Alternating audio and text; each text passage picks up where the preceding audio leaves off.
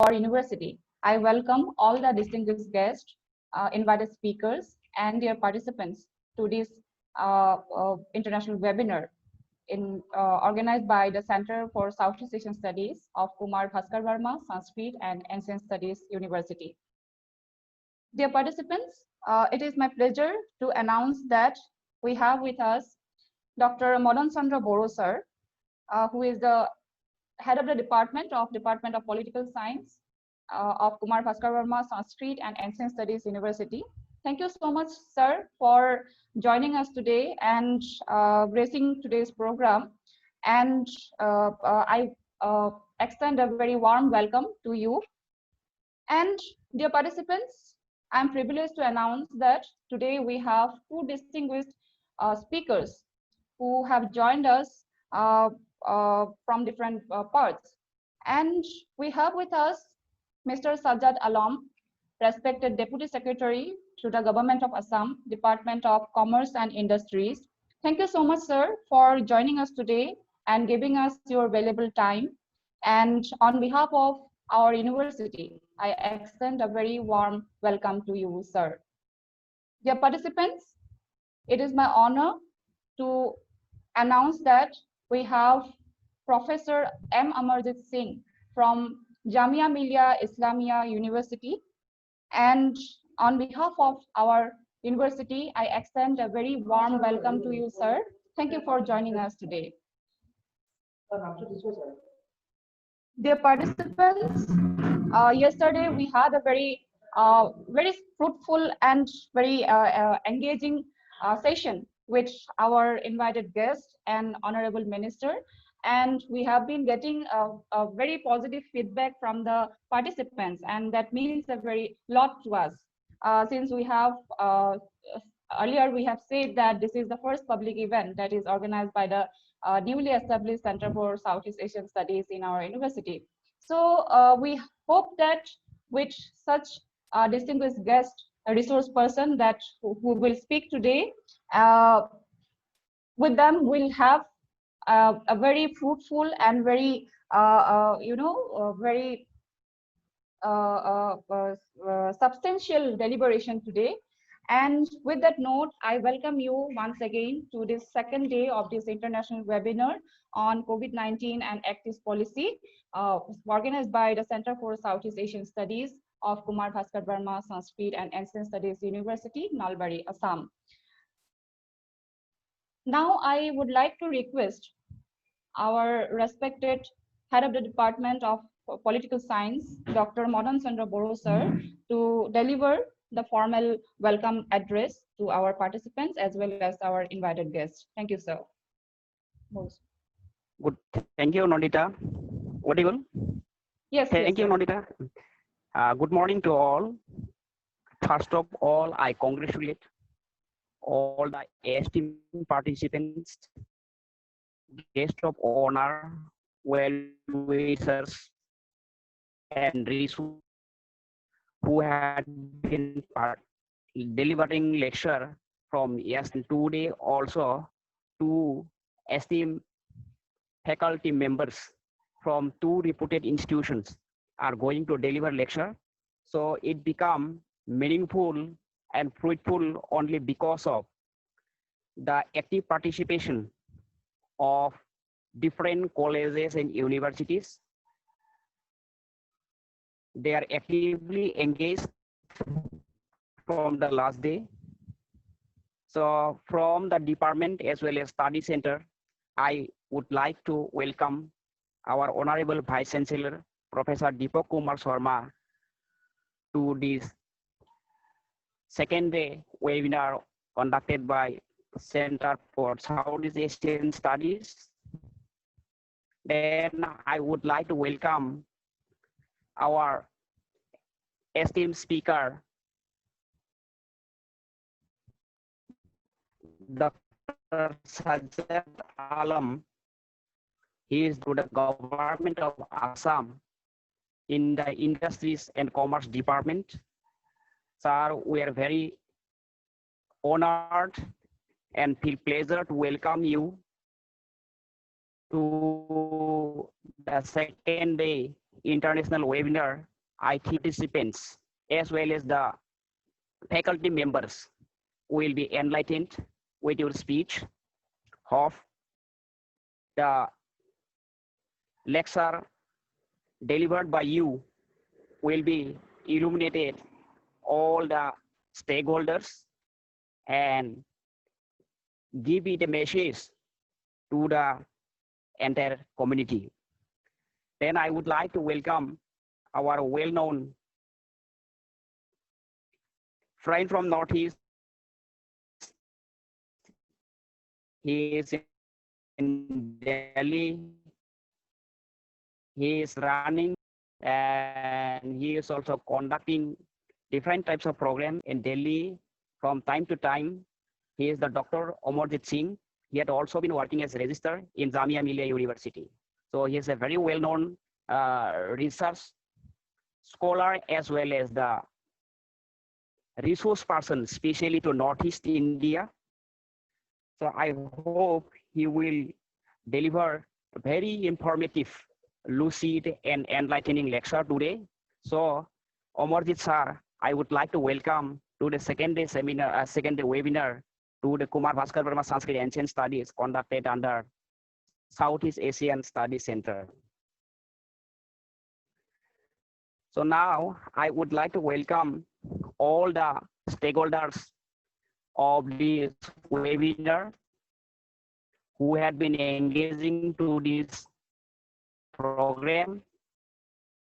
With your kind participation, your effort, the program become meaningful. Last day also you have devotedly. So once again, I would like to welcome all the participants from different institutions. So I hope this program will be a grand success. I have no doubt these two great lecturers with the great speakers will make you thrill today. So with these few words, I conclude the welcome speech. Thank you. Over to Nandita. Nandita, audible? Over to you. Yes, sir. So thank you so much for this beautiful welcome note.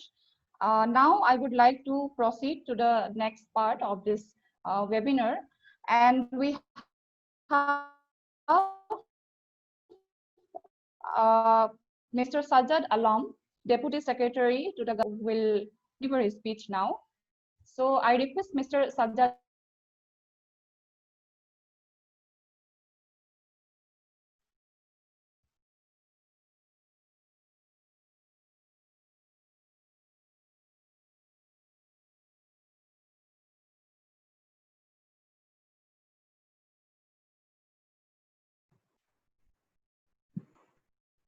Good morning, everybody. Am I audible? Good morning, everybody. Am I audible? Yes, sir, you are audible, sir.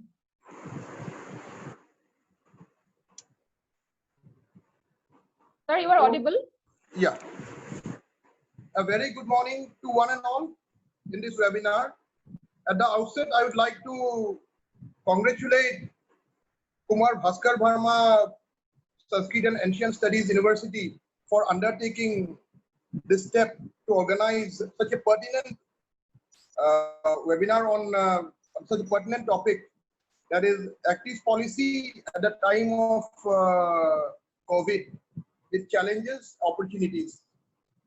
Now, when we talk of active policy, so it involves a gamma of activities, not a single activity, about our relations with our neighboring countries. As we have seen, especially the people from our generation, we used to actually, whenever we used to look to our neighboring countries, it was like a fortress-like foundation where we used to see them in white. Whether it is Bangladesh, whether it is Burma, we used to see them in white. We don't know what was going on there.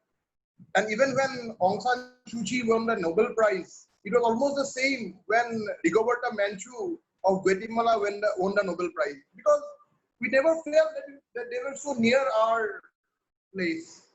So that was a kind of psychological block which we had.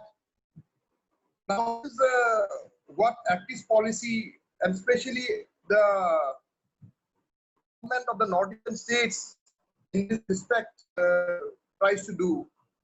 To do it with that break that glass ceiling, open up to our neighboring countries, and then try to take advantage of its geographical proximity to open up and not be some kind of at the periphery of the country, rather than open up to the rest of the world. So this, and basically activist policy, again, we can analyze it from a very domestic perspective. When we were children, especially in the Guwahati University campus, we used to go to our neighbors in the fencing. We used to open up, we used to jump and open up so that we can go directly to their houses without going through the road. So it was so nearby. So we used to fantasize that. So these kind of things, actually, ultimately, this is what activist policy tries to do. Rather than going to the formal route, going to Kolkata, going to Bombay and then flying, or Delhi and then flying, rather than land route, go directly. We passed through to Myanmar. Myself, a number of senior bureaucrats, MLAs, we went, led by our Honorable Minister Industries. We went there. So we took the bus. We made it so far, but it's so near. So basically, but definitely with COVID, a lot of constraints have come up. So that is the basically I would like to talk about today. It is what is the perspective of Assam government on its policy, how we do, and then what are the initiatives we have taken in the light of COVID-19 pandemic. I'd like to request Nandita please put out the presentation, please.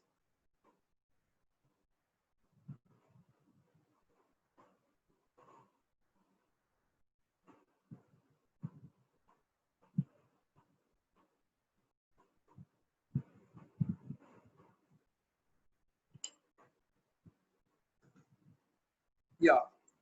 Can you go to the next slide, please? Thank you. In this presentation, it will be focusing on these aspects. First, we'll give the perspective on activist policy of this government. What are the general problems which lie ahead of us? Then, what are the initiatives which we have taken? Then, the challenges which have been posed by the recent pandemic, which we'll discuss at length. Then, the opportunities again, which has been laid out by this crisis. And in this respect, what are the initiatives which have taken in the light of this pandemic, especially by this government, which we'd like to mention before you, and also take your questions on this regard. In this regard, yeah. Next slide, please. Next slide, please. Yeah.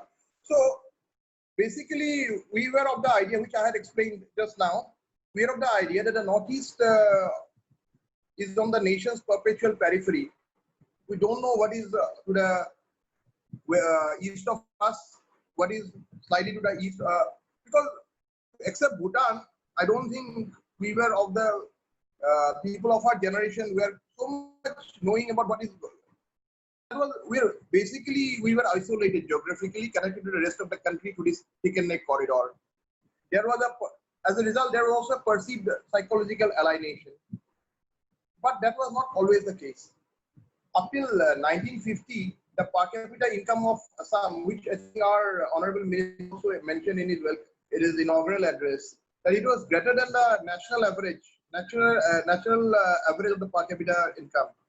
So, because everything was open, trade was going on through the Chittagong port, then there were railway lines to Kolkata through the present day territory of Bangladesh. The Burma front was open. So, but after partition and a decade before that, the Burma, that is Myanmar, it was separated in 1937. So This created a landlocked region. And in addition to that, as you all know, so there were also a lot of militant movements which took place, which used the territory of our neighboring countries. As a result, which we tried to close our borders.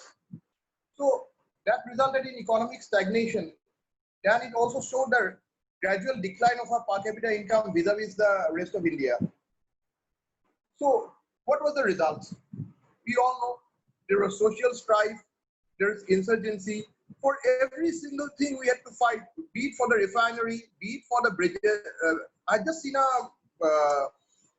just seen a particular video a few days back where even for our first Brahmaputra Saraigat bridge, our noted leader Hemborwa, he had to virtually fight with Pandit Nehru, our Prime Minister, then to get that.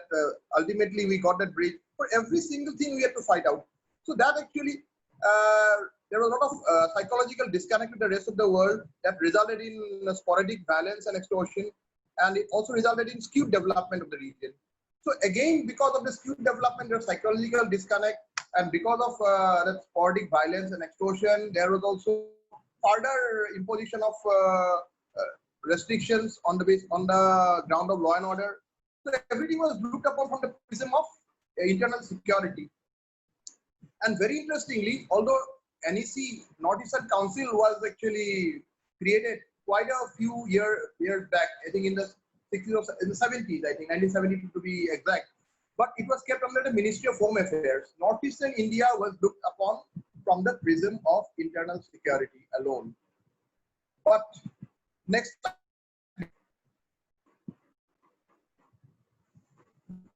there was a paradigm shift. Ultimately, it was realized that these cannot go on forever because it was going in another direction altogether. More and more militant groups were coming up, whether it was Alpha, whether it was the NDFB or BLTF. So a lot of NSCN. So there are a lot of insurgent groups were coming up because our youth were not employed properly. So in 2001, there was a paradigm shift because for the first time, Northeastern region was actually viewed from the angle of development. You need to develop the Northeast. Still then, opening up the Northeast was never considered an option. We can't even think of that at that point of time. So what happened? So when the Lucas policy was unveiled in the 90s, so Northeast was not on the radar, not at all on the radar. It was rather having cultural relations with the East Asian, Southeast Asian countries based on what the Cholas did, what was regarding Angkor Wat, regarding the Indians in Malaysia and Singapore, and all those things were there, even in Vietnam. But Northeast was not on the radar because nobody was thinking that Northeast can be opened up to the Southeast Asia. So, and even trade was never on the focus.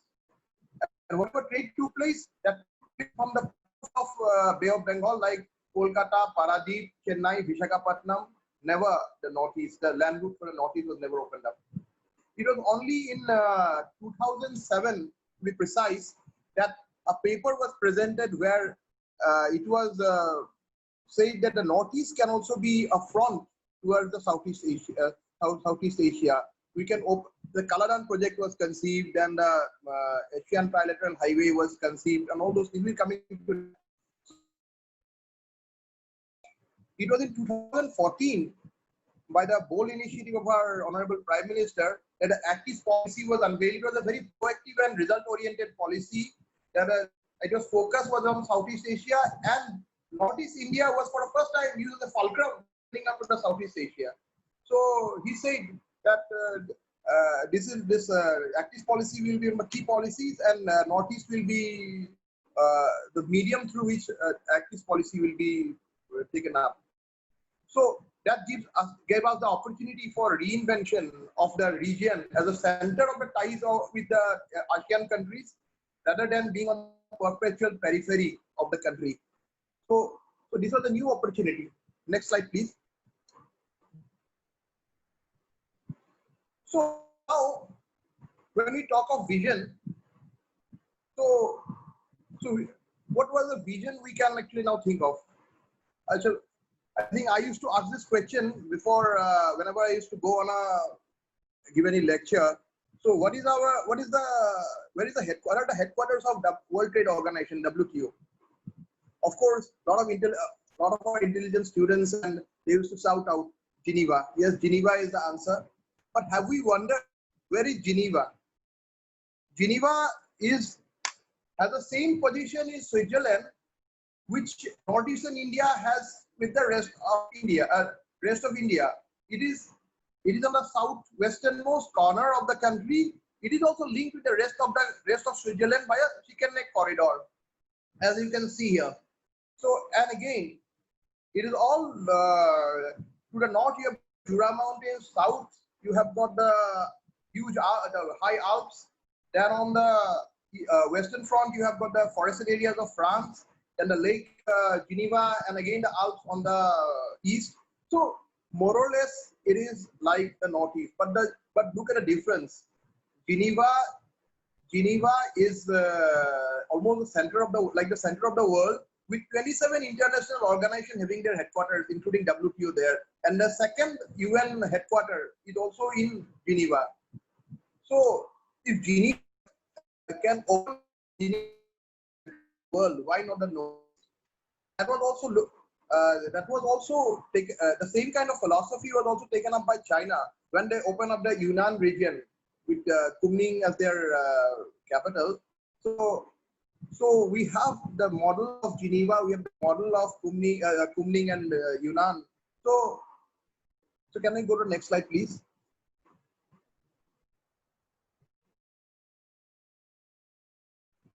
So how can we replicate the vision in the Northeast?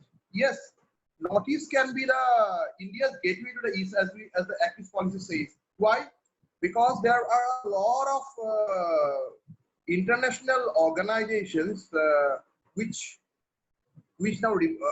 almost have the center in the Northeastern region, whether it is the BIMSTEC, SAARC, then whether it is BISAM, that is Bangladesh, China, India Forum for Regional Cooperation, whether it is the Mekong Ganga Cooperation, whether it is again the comes right in the border, APTA is there. So again, the next slide, please.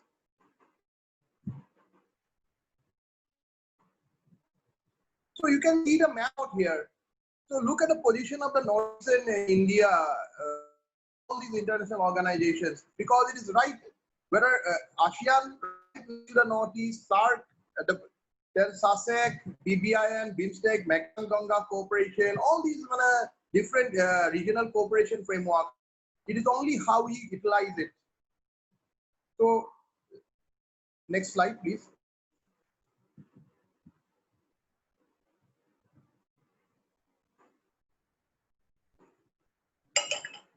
So now, how do we replicate it? So first, we must have with ASEAN and the Caribbean countries.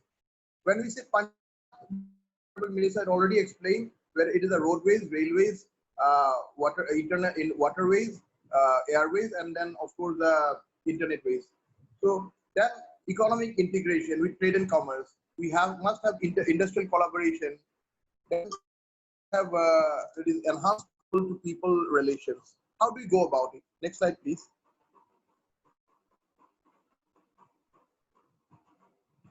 So on the connectivity front, as I've already told you, these are the 5 aspects. That is your airways, roadways, railways, shipping and inland waterways, and information ways. Next slide, please.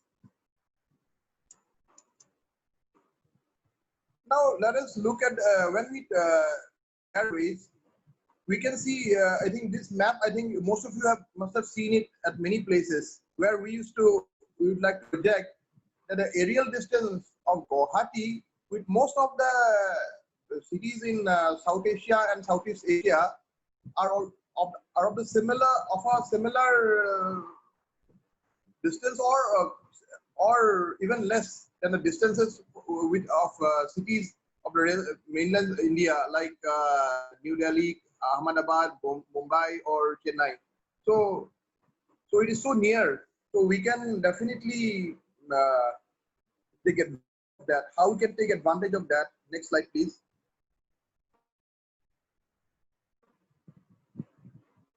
So direct flights to the ASEAN countries. So we have already taken some steps which we will go in our next segment. So we also then go already have to develop Guwahati as a global airport, some kind of a global hub. Just on the basis of our earlier slide, if Guwahati is a center, then we must also have a cargo terminal for our taking up trade. Next slide, please. On the roadways front, we have to develop, because our we are now constrained to go through that chicken neck corridor of Siliguri, but we have to have developed mainland India, Bangladesh, Northeast India corridors, whether it is through Dhaka, whether it is through Khulna and all those places. Then we must have road access to Chittagong port. We must have road access to Southeast Asia. Then again, along with road access, we must have logistic hubs, like whether it is warehouses, whether it is your other facilities. So then we also have to identify, when we are developing roads stretches, we have to identify them. So for that, we already had conducted a study by ADB. So we'll come to that. Next slide, please. So on the basis of the mainland India, I'd like to say that Northeast India, rest of India, Bangladesh, Northeast corridors, and road access to Chittagong. So for that, actually, we have to develop first our four expressway to Chittagong via Shillong and Dawki. In this respect, I would like to say that already up till Borapani, as you all know, there's already 4 lanes from beyond Borapani through Shillong to Dawki. Already the NHIDCL has already taken up the matter, but still it is in a planning stage. So we are already pushing a road to be developed. We also need to develop, and we are also, India has already given a lot of a line of credit for development of the internal roads to Bangladesh, and ADB is also taking up that, so that so we can now move through Bangladesh to Kolkata to the rest of India. So, and more importantly, we have to develop the important internal roads from the border townships to the capital cities, commercial hub of the northeastern states to international standards. If not 4 lane, at least if it is 2 lane, at least good roads which you can utilize. For example, whether it is the Galefu Bongaigaon road, whether it is your and on the western front, even that Dhubri Golakganj, that road to Bangladesh. So these roads have to be developed. Next slide, please.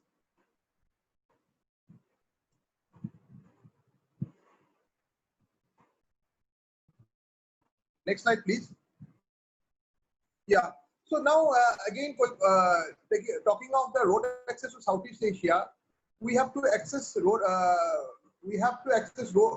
Road feasibility on all fronts, not only on the through More, but other roads also have to be considered. In the first place, we have to go for the early completion of the Asian Trilateral Highway. And go, you can see Asian Trilateral Highway. Next slide, please. So this is Asian Trilateral Highway. It actually starts from More in Manipur. Then it goes over to Tammu on the other side. It goes to Kale, Moiwa up till Mande. It goes south to their new capital of Burma, Myanmar, Naypyidaw. From Naypyidaw, it actually skirts Yangon to ultimately reach a place called Mae Sot in Thailand.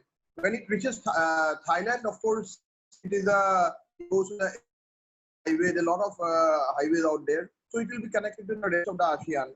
So in this respect, from the road from Mandalay to Yangon has already been developed in Myanmar. But what we are doing, we are from the Indian government, we are trying to develop a stretch that is the Yargi Kalewa Yargi stretch that is beyond just near Kale. So that stretch is being developed. Almost a greenfield road is being developed there.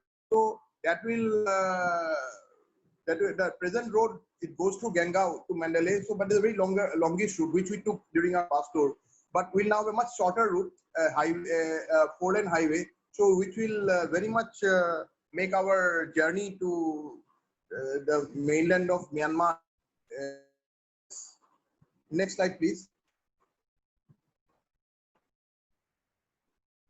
So, what we now, so when we are talking about road access to Southeast Asia, it's okay. The Asian Trilateral Highway, although there are certain logistic problems have taken up, like including some court cases by some contractors. But now it is being tackled.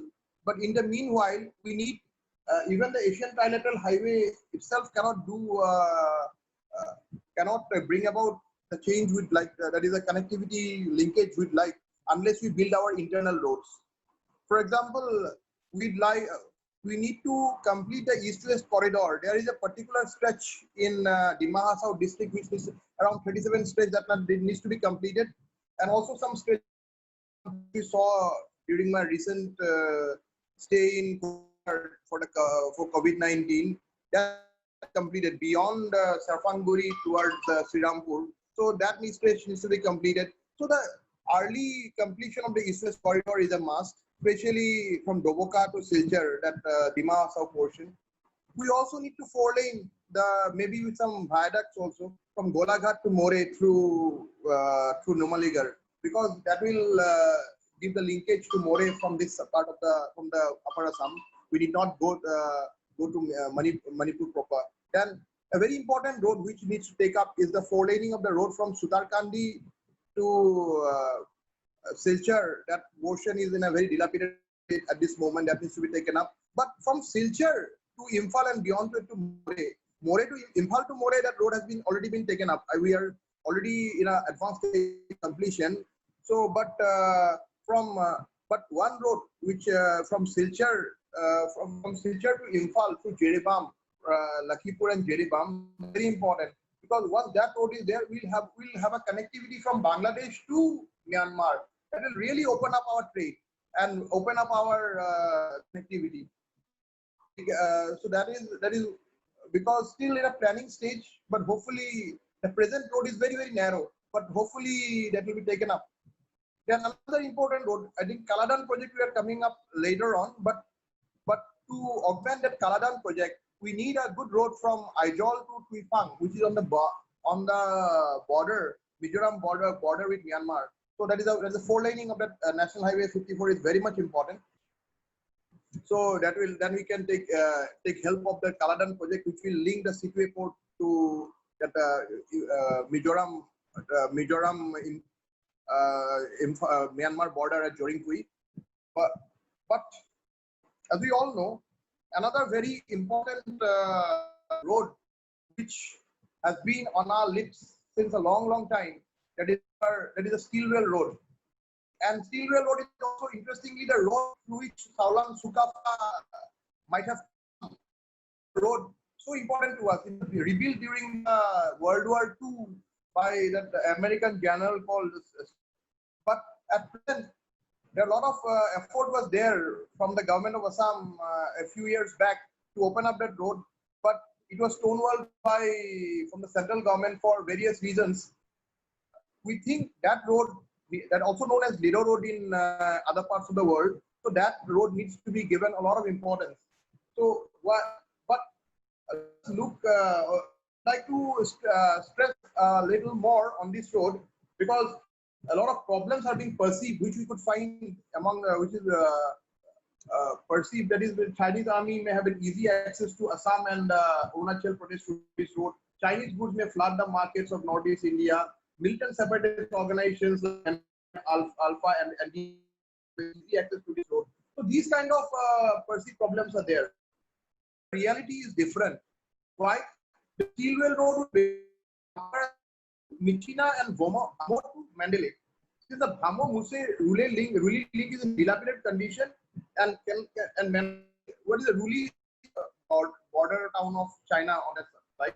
So we will not be linking up to China as such. We will be linking up to Mandalay, and but as we all know, we are already linking up to Mandalay to the Asian Trilateral Highway. Recently, we have been on a bus tour to Mandalay through that road, basically through that road. So we a friendship road is already been taken up on that side. So we need not worry that Steelwell road from being constructed up to Michina. And beyond Michina, we did not construct at all because Michina to Mandalay, already a National Highway 31 of Myanmar, Burma is already there. So that road can always be upgraded. But why we need not worry about? But yeah, so basically, once that road is developed, we will be there will be no problems about Chinese goods coming because anyway you are linking to Mandalay, so that problem will not be there. Then the question of militants sneaking in, that is quite now the situation is completely different. Friendly government in Myanmar helping us, rather road counter-insurgency operations will be easier. So we need to open up the Steelwell road. That I think I will leave it to the House to deliberate later.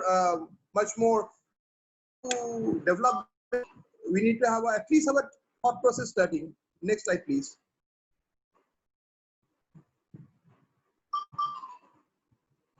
So now coming to the shipping and inland waterways, we need access to Chittagong and Mongla ports to the inland waterways, and for that we need river ports, which are, and also warehousing facilities for inland waterways. We need development of port townships and hubs. We need night navigation facilities. Is not there present on the Brahmaputra, and of course the early completion of the Kaladan project. And you'd all perhaps know that we have been recently been given access to the vessels from the Northeastern India has been given access to the Chittagong and Mongla ports for transit to the rest of the country. We are also pushing for exports from those ports. During our recent Indo-Bangladesh stakeholders meet, which took place in October last year, we actually a lot of logistic discussions took place. Their port authority chairman also came. They also gave presentations, but it is proper unless we have waterways in them. Only roads not be enough. But for that, already dredging has already. Problem is the draft for which dredging, which was already mentioned by our honorable minister yesterday, that is already been taken up. But another important taking up is the development of river ports. And, so for that, actually, our Inland Waterways Department and the Inland Waterways for India, we'd be happy to know that our work started. So this is taking care of those things, port townships, hubs, and all those things. Next slide, please.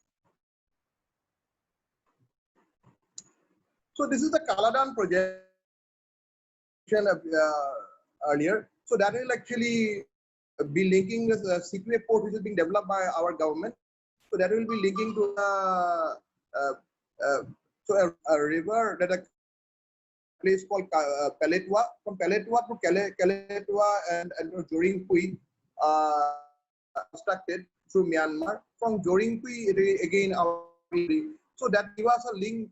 Mizoram, basically Mizoram link to the sea.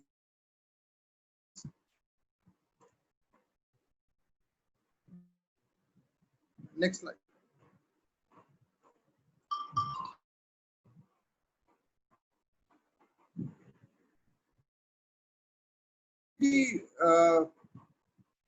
Because already Indian Railways, they are already taking up railway connectivity to the border towns. Is very important, and railway connectivity to all the northeastern states. But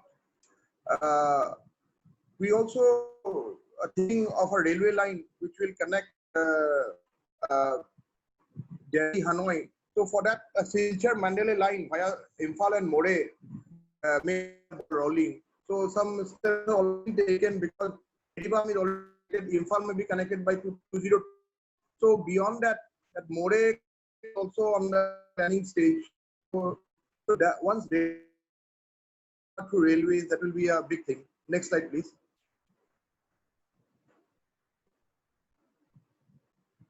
On the connectivity with Bangladesh, As you can see in this picture, the map, there is the railway line from there to Chittagong that traverses very close to the Agartala-Sebrum railway line.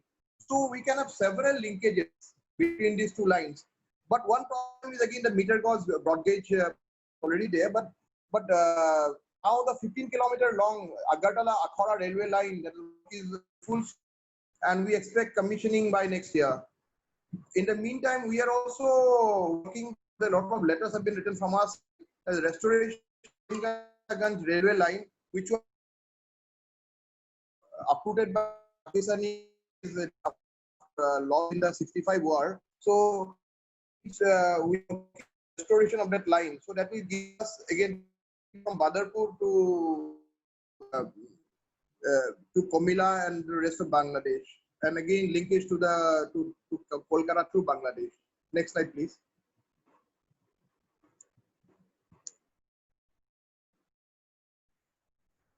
Next slide, please.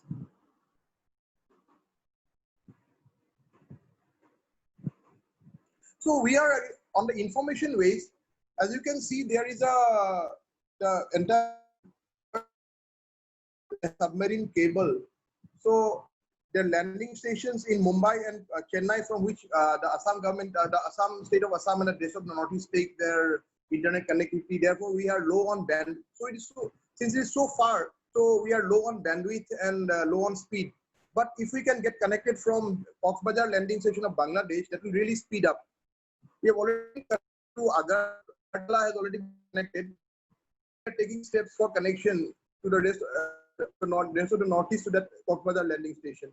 So that will really speed up internet in this part of the world. Next.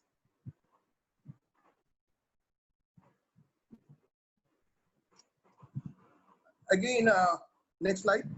So most importantly, after connectivity, the natural progression was economic integration. For that, the present trade scenario is not very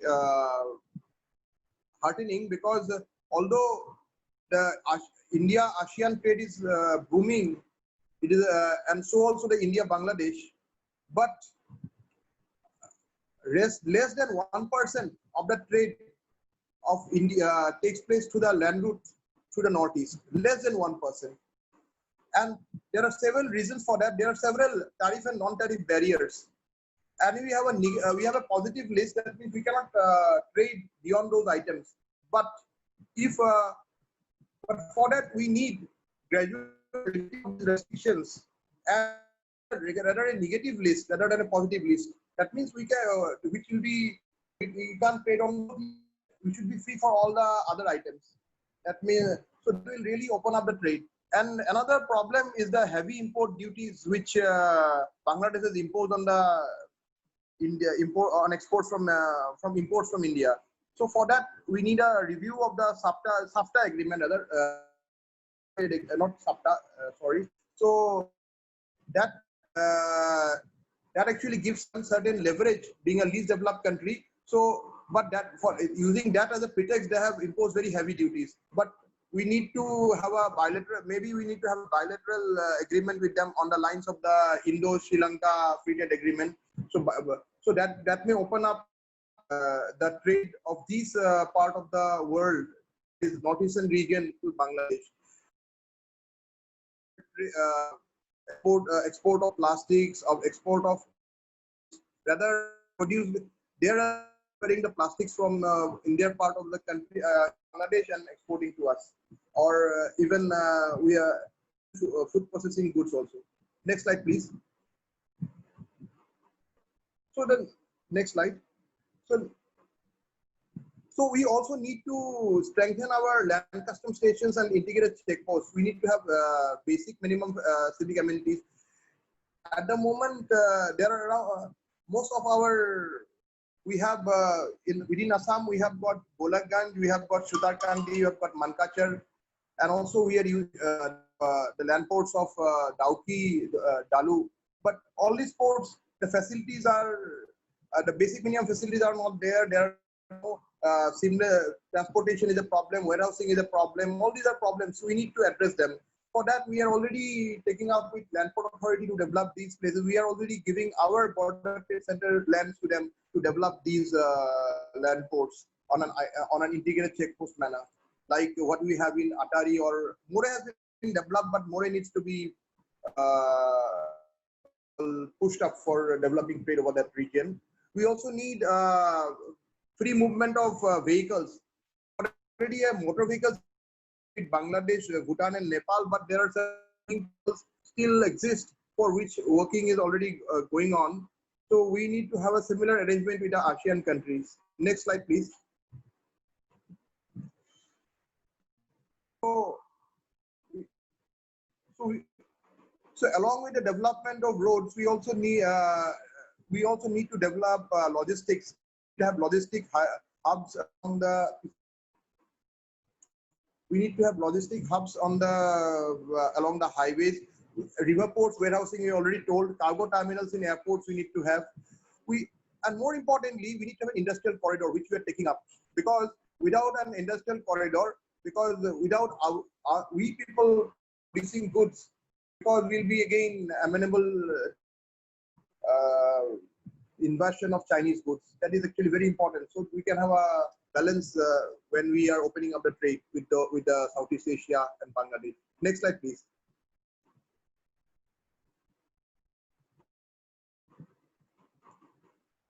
So another important thing is because we are opening up the trade, we are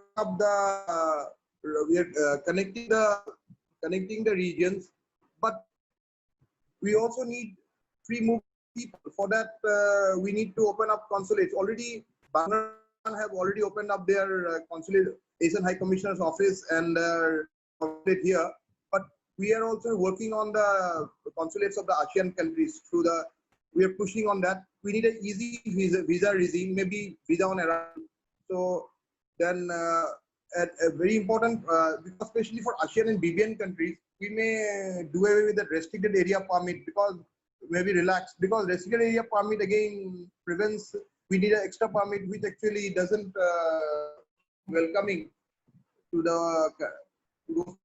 Then based on that, we need a recalibration of foreign policy. That is already, but again, basically, free movement needs to be. Next slide, please.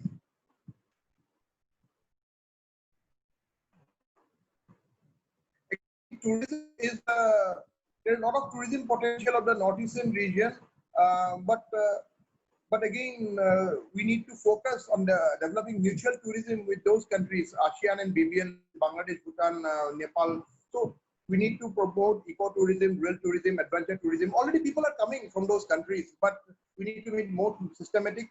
We need and medical tourism, especially for countries like Burma, Myanmar, and Bangladesh. That has to be already there. But already Sida Hospital is taking in patients from Myanmar in Imphal, and also Bangladesh patients are already coming to the rest of the country. They're going to Chennai through the Northeast, but we need to our hospitals to also to cater to them. Next slide, please.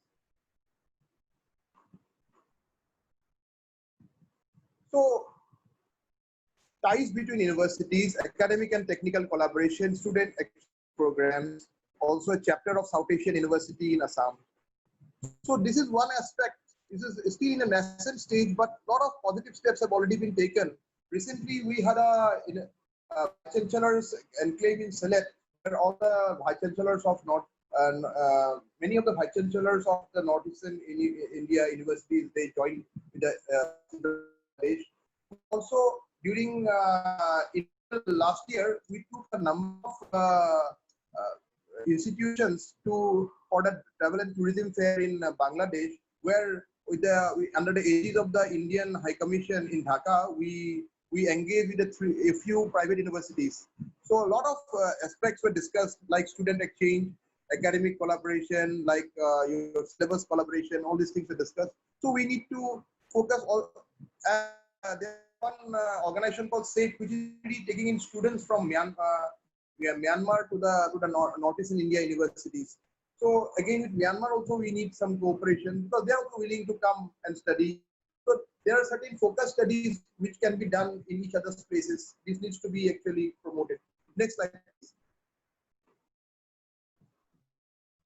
So last but not the least, we also need actually especially promotion of cultural affinity, because the people from the Bibian countries, people from Asian countries they have cultural affinity with our people from the Northeast, that needs to be promoted.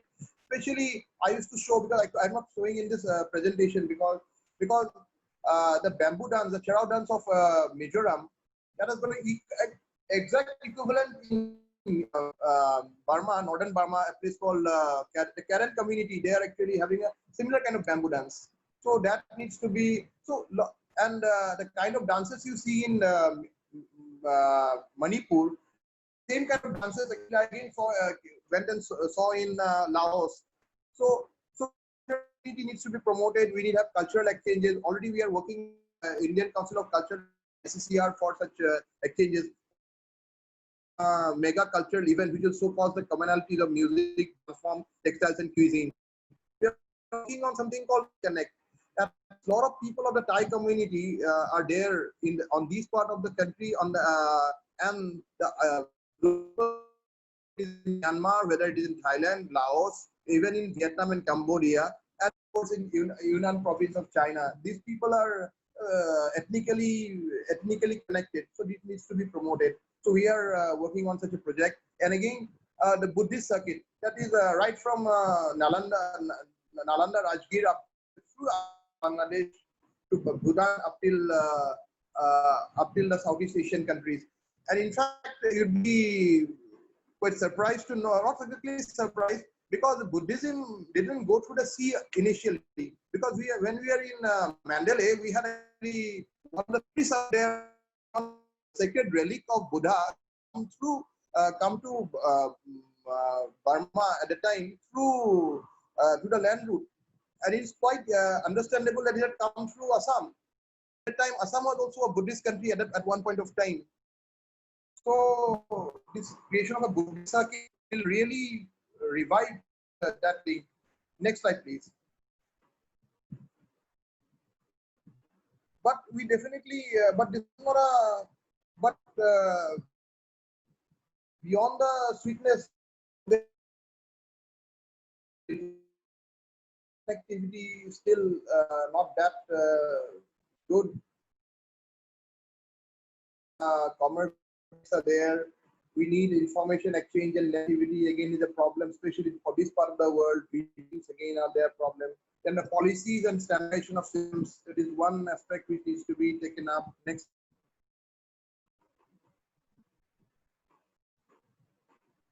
So these are more actually challenging problems which really be pushed under the carpet, the law and order problem. But improvements have taken place in Bangladesh and Myanmar, so which we can definitely look at one point of time. Why didn't we? Because everybody we can our predecessors. Why did you block Burma? Why did you block Bangladesh? But definitely we have to. Many of our militant camps are there. So, but now with friendly governments in these places, the law and order situation in those areas, and even in Assam and even in Manipur, they are much better now. But still, then this is a challenge we have to tackle. We cannot put, then immigration, especially from Bangladesh, that is a problem. Then clearances, we need to be more in touch with the ministry for that. Apprehension of Chinese goods flooding markets again. But we have to understand that Chinese goods are also coming from they're also coming to the sea route. So why should we bother? So we should build our own industries to tackle Chinese goods. So they are not insurmountable. Next slide, please. So how we have how from the what initiatives taken from the government of Assam? Our honorable minister, he has already actually spoken at length yesterday. So I will simply brief. I will run through it. So we have Department of Active Policy Affairs, a special department, which is a multi-stakeholder department, which will taking up different activities to other for further relations. We had already done a ADB study on prospect. It has already been completed. It will be published. Our minister has already told that we have now direct flights have been introduced to the Uran has already given the viability gap funding of around 100 crores per year for 3 inland waterways, because the dredging is already taking place, building the position of trade. We are actually lost. I think there is a thing to put a basis in the especially export to the big market, 80 crore strong market of ASEAN countries. We are also talking of cultural and sports exchanges, which is at one point of time we're thinking of some kind of a football event which will link up with all the ASEAN countries. There are a lot of untapped resources like power and your what's called education and so on, which which are already working. Next slide, please. I'll just mention we had a first global investment summit, Advantage Assam. In fact, our tagline was Express to the ASEAN. We invited all the ASEAN countries there. So this was where the Advantage Assam lies is our ASEAN countries in Bangladesh and Bhutan. Then we are linking the national gas grid through 2 projects. That is through the BGL project of gas and another. So once the gas comes, we will have a lot of that power problem will not be there. We are also working for a industrial corridor. That is already we had proposed. Our minister had proposed to the Department of Industrial Policy Promotion. They had done that already accepted, and they're being feasibility studies presently being done by the Asian Development Bank. So, in a special policy for industrial policy for Northeast, that is also in 2019, Assam government also furnished its own policy. A lot of shops for industrial investors are also there. Please.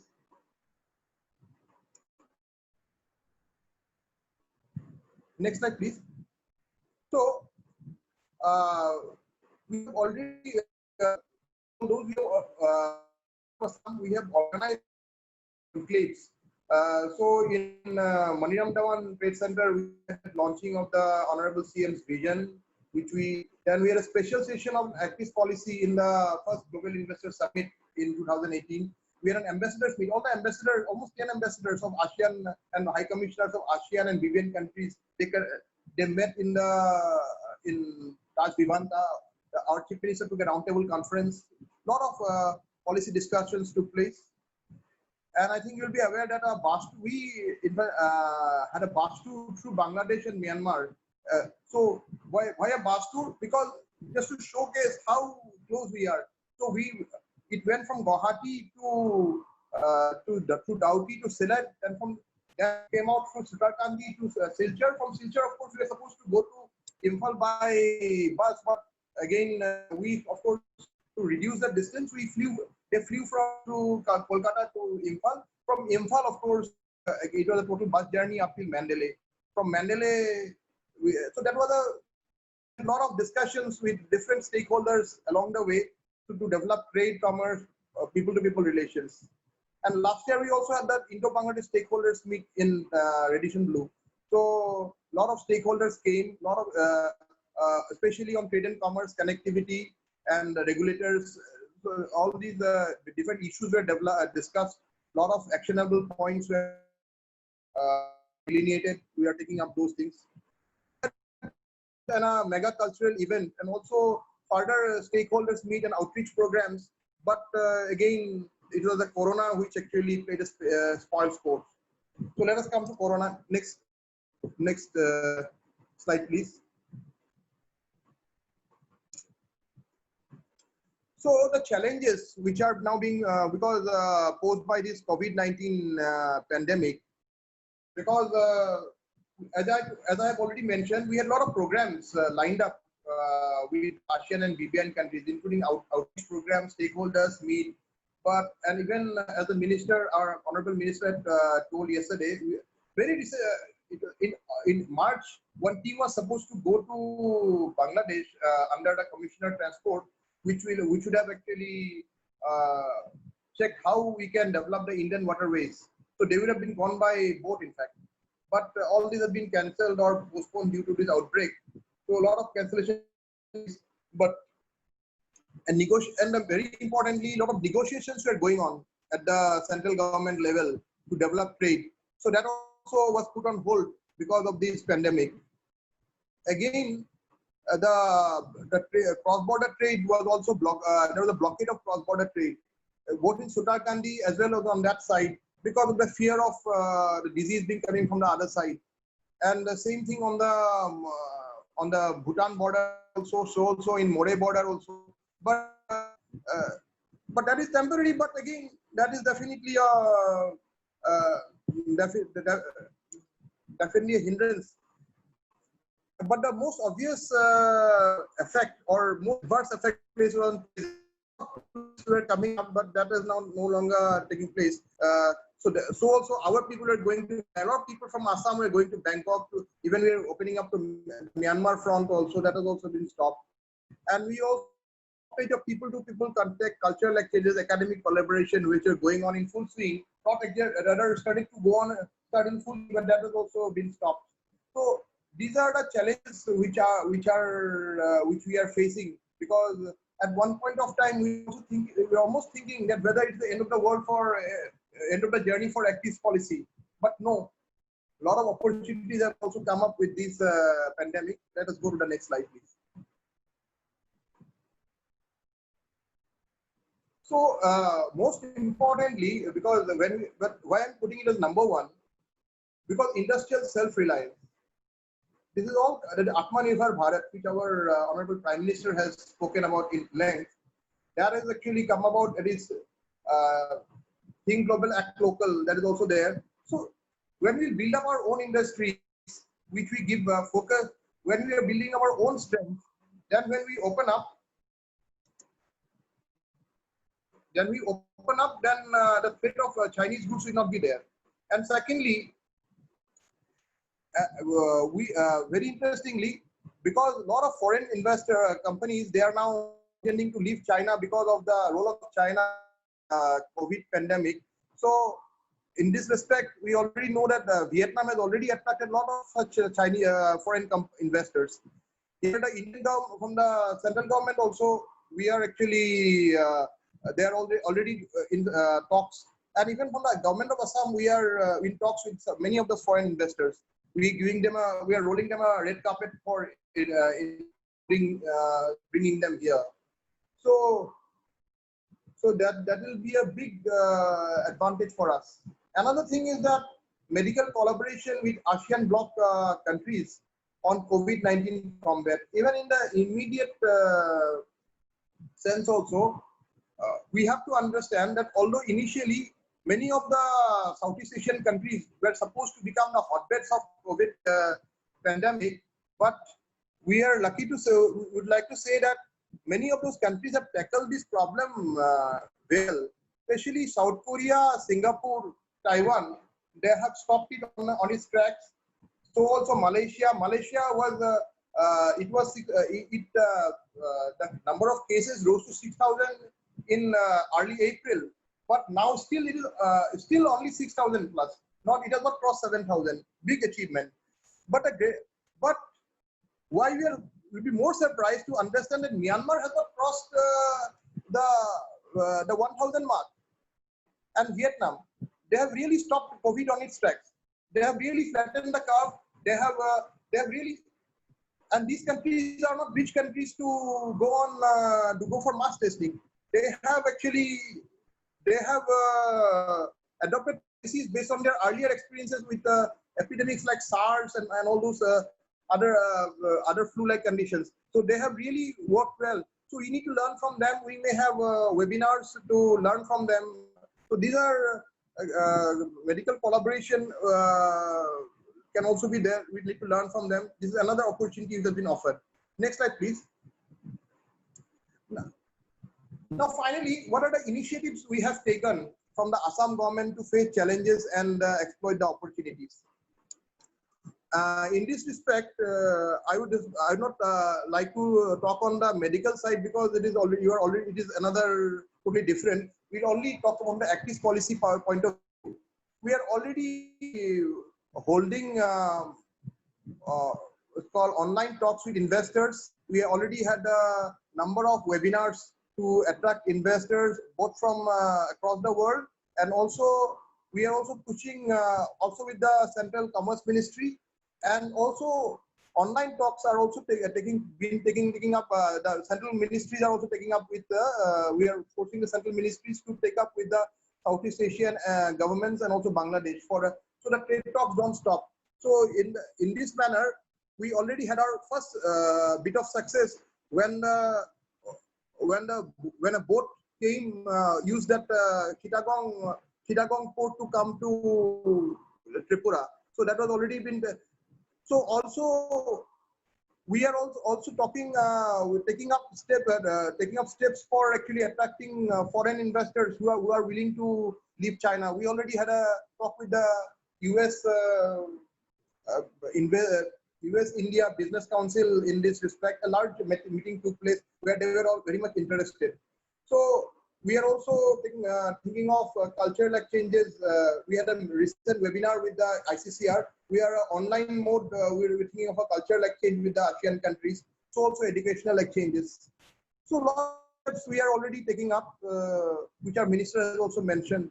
So hopefully, and last but not the least, we are trying to ensure that the show doesn't stop. So we are taking the online mode, which actually Professor Nanigopal Mohanto, I think he had also told during his deliberation yesterday. So finally, yeah, next slide, please. Finally, what can turn the tide in our favor? We can do in this system, we can do a brief SWOT analysis. Our strengths lie in our strong internet, our resolve, the opportunities which we are getting. We are actually the resolve of our people and also the active policy itself. The weaknesses, of course, the infrastructure problems there. So again, our thought processes are still not in sync. Opportunities we already discussed. Threats, again, we still don't know where the. But at the end of the day, if we can just switch our mode, that is what switch online mode. Also, which are not affected by COVID, which we go for collaboration, which are not affected by COVID. So rather, also we can plan up for future when the COVID epidemic will be over. That means rather than wasting time, so we can actually work out plans. We can talk with so how we can build. We can do the soft business. Then the hard business can follow once the COVID problem is over. So basically, there is a wealth of opportunities left. We can definitely go for it. And the Assam government is quite confident on that. Thank you.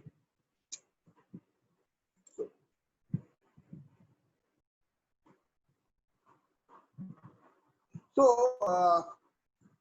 basically, I have given a brief outlook on what the Assam government is doing, what are our prospects, and so on. So thank you for giving opportunity. So if there are any questions for honorable participants to ask, they are very much to do so.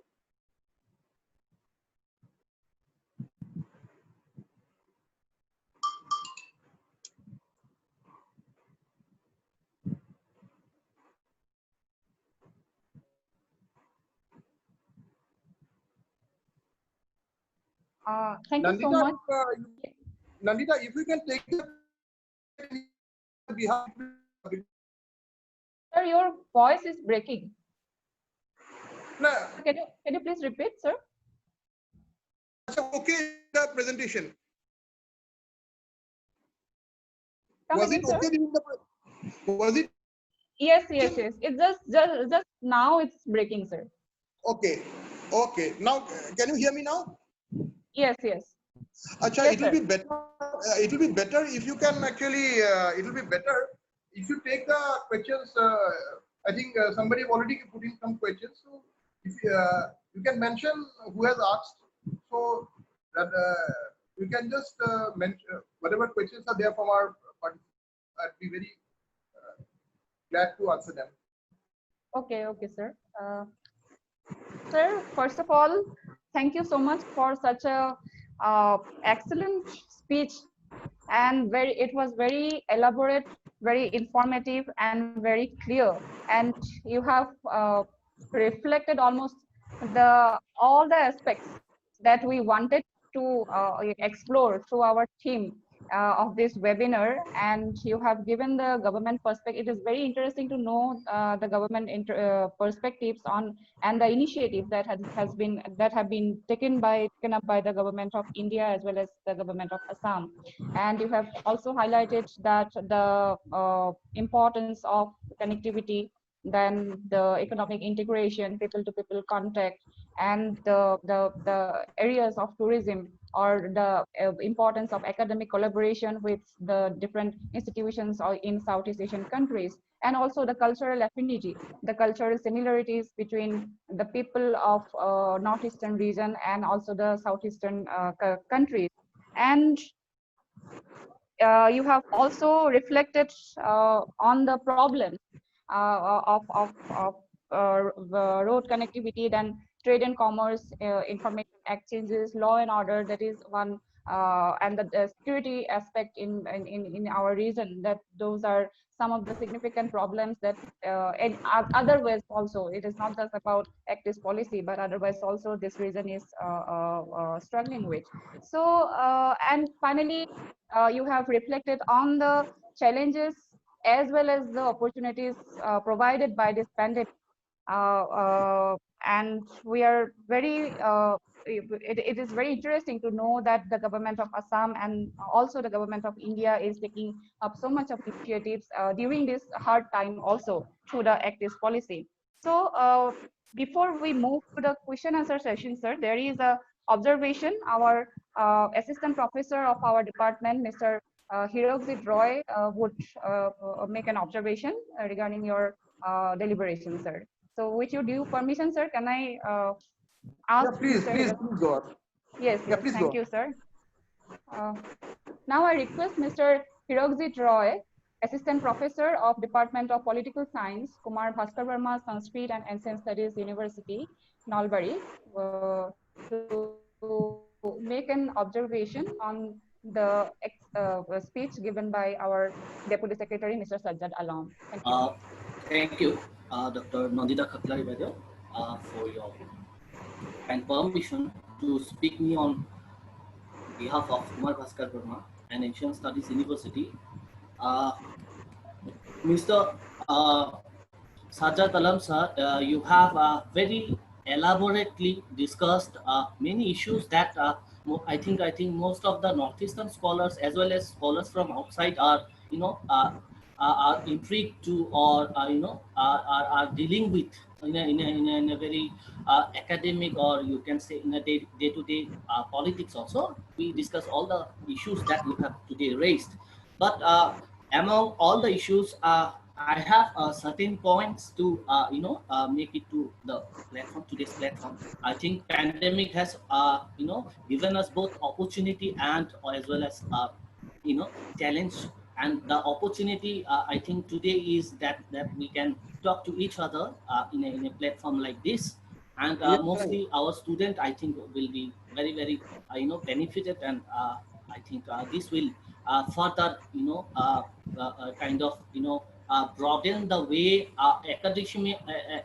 academic people are related with the administrative staffs like you, respected sir. So, sir, you have rightly put two particular pertinent points throughout your presentation that I have gone through. One is the geographical, another is the is the psychological problem that we have. I think in your first slide, I think you already have shown that particular slide where you have mentioned geographical and psychological problems that Northeastern people as a geography and its people as a whole we have. And I think the problem starts there also, sir. If you look at the geography of Northeast, we all know that both means those who are, I think, from geography or any other social sciences discipline, they would probably know that Northeast, was a open, and when British also came here to annex northeastern part of India today, I think they made it a frontier first. So Northeast is a region that has simultaneously and frequently has gone through geographical changes, and this has something, I think, that resulted in psychological, effect to the people of Northeast in India. Sir, in which aspect that I would deal regarding your presentation is that you have particularly mentioned some of the problems in your presentation, and I have already noted down them, that you have put one thing, that law and order, immigration, necessity of defense, apprehension of Chinese goods, flooding market. These are the major problems that we have. I think most of the scholars from Northeast and outside Northeast are dealing with these issues. But one thing is very clear, that when we look at Northeast from the perspective of Southeast or South Asia, or outside the region, we look at Northeast as a landlocked region. But if you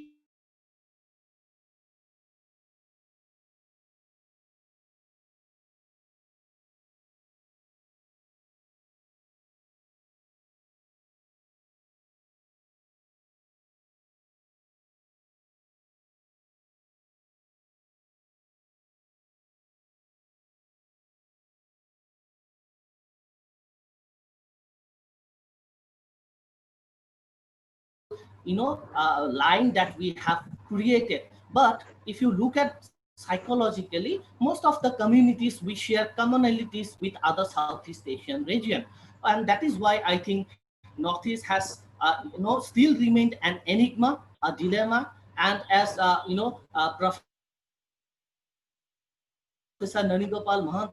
also mentioned, know whether they had a positive motive towards Northeast or any other motive, but it is certain that British have studied in an anthropological way, in a cultural way, and they have understood that the communities or the tribes that are there in Northeast has similar kind of commonalities with they share with the Southeast Asian nations. And I think, sir, in your paper you have rightly put out that aspect also. And regarding one thing, sir, we have I think many in northeastern part, in many places we have open border huts. I don't know how they are functioning, but it's been, I think, more than 7 decades of India's independence, and still we are at backlog.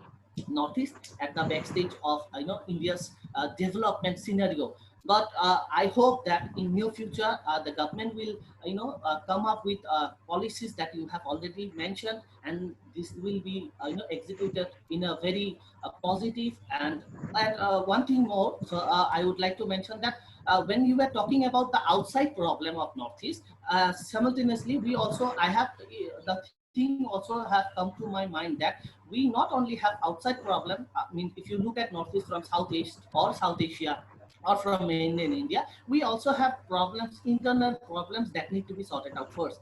So internal problems, like you have mentioned, terrorism, and we have a very most I think most. Can you hear me, sir? Hello, hello. Am I audible? Madam? Okay, okay, okay. Please. Okay. So one thing more, that you have to look at the terrain that we have in Northeast India. So it is a very uncertain terrain that we have in Northeast India, and mostly the transportation system in Northeast India needs to be upgraded.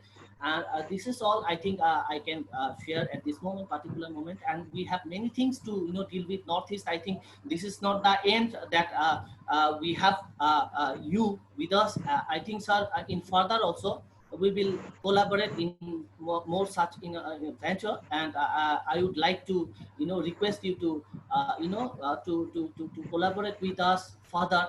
We have a center for Southeast Asia. I think we will, talk about Northeast more, in near future. Thank you, sir. Thank you for your valuable and remarkable speech. Thank you, sir. By the way, over to you. Can I just add? Yes, sir. Sure. Sure, sir. You have raised certain points. Actually, I had already, because it was a presentation, so I couldn't cover all the things. Yes, so, but yes, one yes. thing I had already told regarding the psychological isolation, because when I was for this COVID duty, so on to the checking the industrial park was there with our game industries. I was going somewhere. So one thing we were just out of humor, we are telling there are two kind of chicken neck corridor. One chicken neck, the real chicken neck corridor is in Dinajpur, Kishanganj. That is real chicken neck corridor, 5 kilometer stretch. But the psychological chicken neck corridor, which blocks our link with the rest of India, is that is Baksirhat, Srirampur, that portion. Because beyond Assam, whether it is Kuch Bihar, whether it is Siliguri, Darjeeling, they are not considered outside the Indian India. So that psychological thing has to there is a glass ceiling which needs to be broken. And another point, it is not only from our side, from the other side also. For example, I had spoken about that Steelwell Road. Recently, I'm a very junior officer compared to the high central government officers. But when I was discussing with the people there they were stonewalling that thing, that the Chinese will come and all those things. I was trying to explain, when you're connecting to Mandalay through the Asian Trilateral Highway, what is the harm you connect it to that road, to that Steelwell Road? And you need only to connect to a place called Michina in northern Burma. The rest is already being done by them, and you will not be you'll be connecting to Mandalay only, because the link with the link with the rest of that is link with the China. It only goes from Mandalay, so that could not be. And also, I told that whatever I had explained that thing, that couldn't be understood by them. There was a lot of defense problem. The Home Department, the Home Ministry, the Defense Ministry, they were saying that no. So these needs to be again from the state government. We are again taking up that important road. Then so these are things. And I had already mentioned, now things are much better because a lot of focus is being noticed by the central government now. But we still we are students then, we are children then. So at that point of time, for every single development in the Northeast, whether it is the line, whether it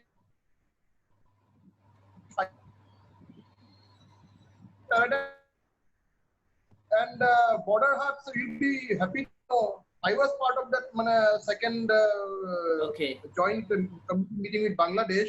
We managed 2 border huts for Assam on the Bangladesh border. One will be at a place called Latu. Will be at a place called Satrasal, right, in Dhubri district. So, but its development actually somehow stunted because of this 19. But hopefully once this is over, development of the 2 border huts will take place. Thank you, sir. Thank you for your valuable remarks, sir. Thank you so much. By the way, over to you.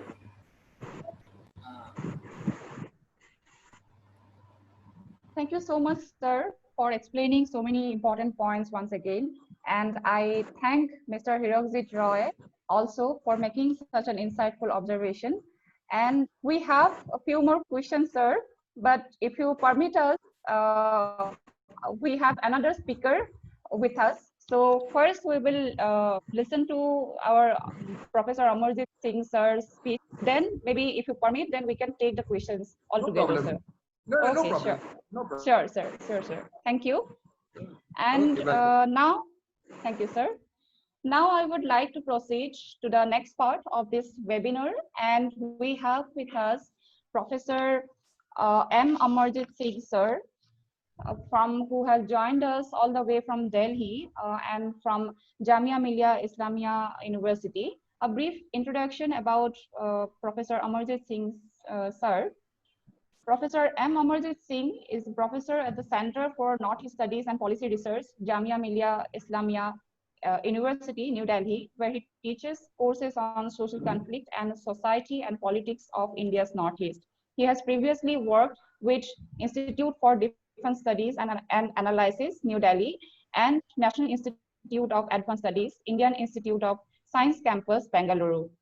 He has conducted studies sponsored by agencies such as the Indian Council of Social Science Research, New Delhi.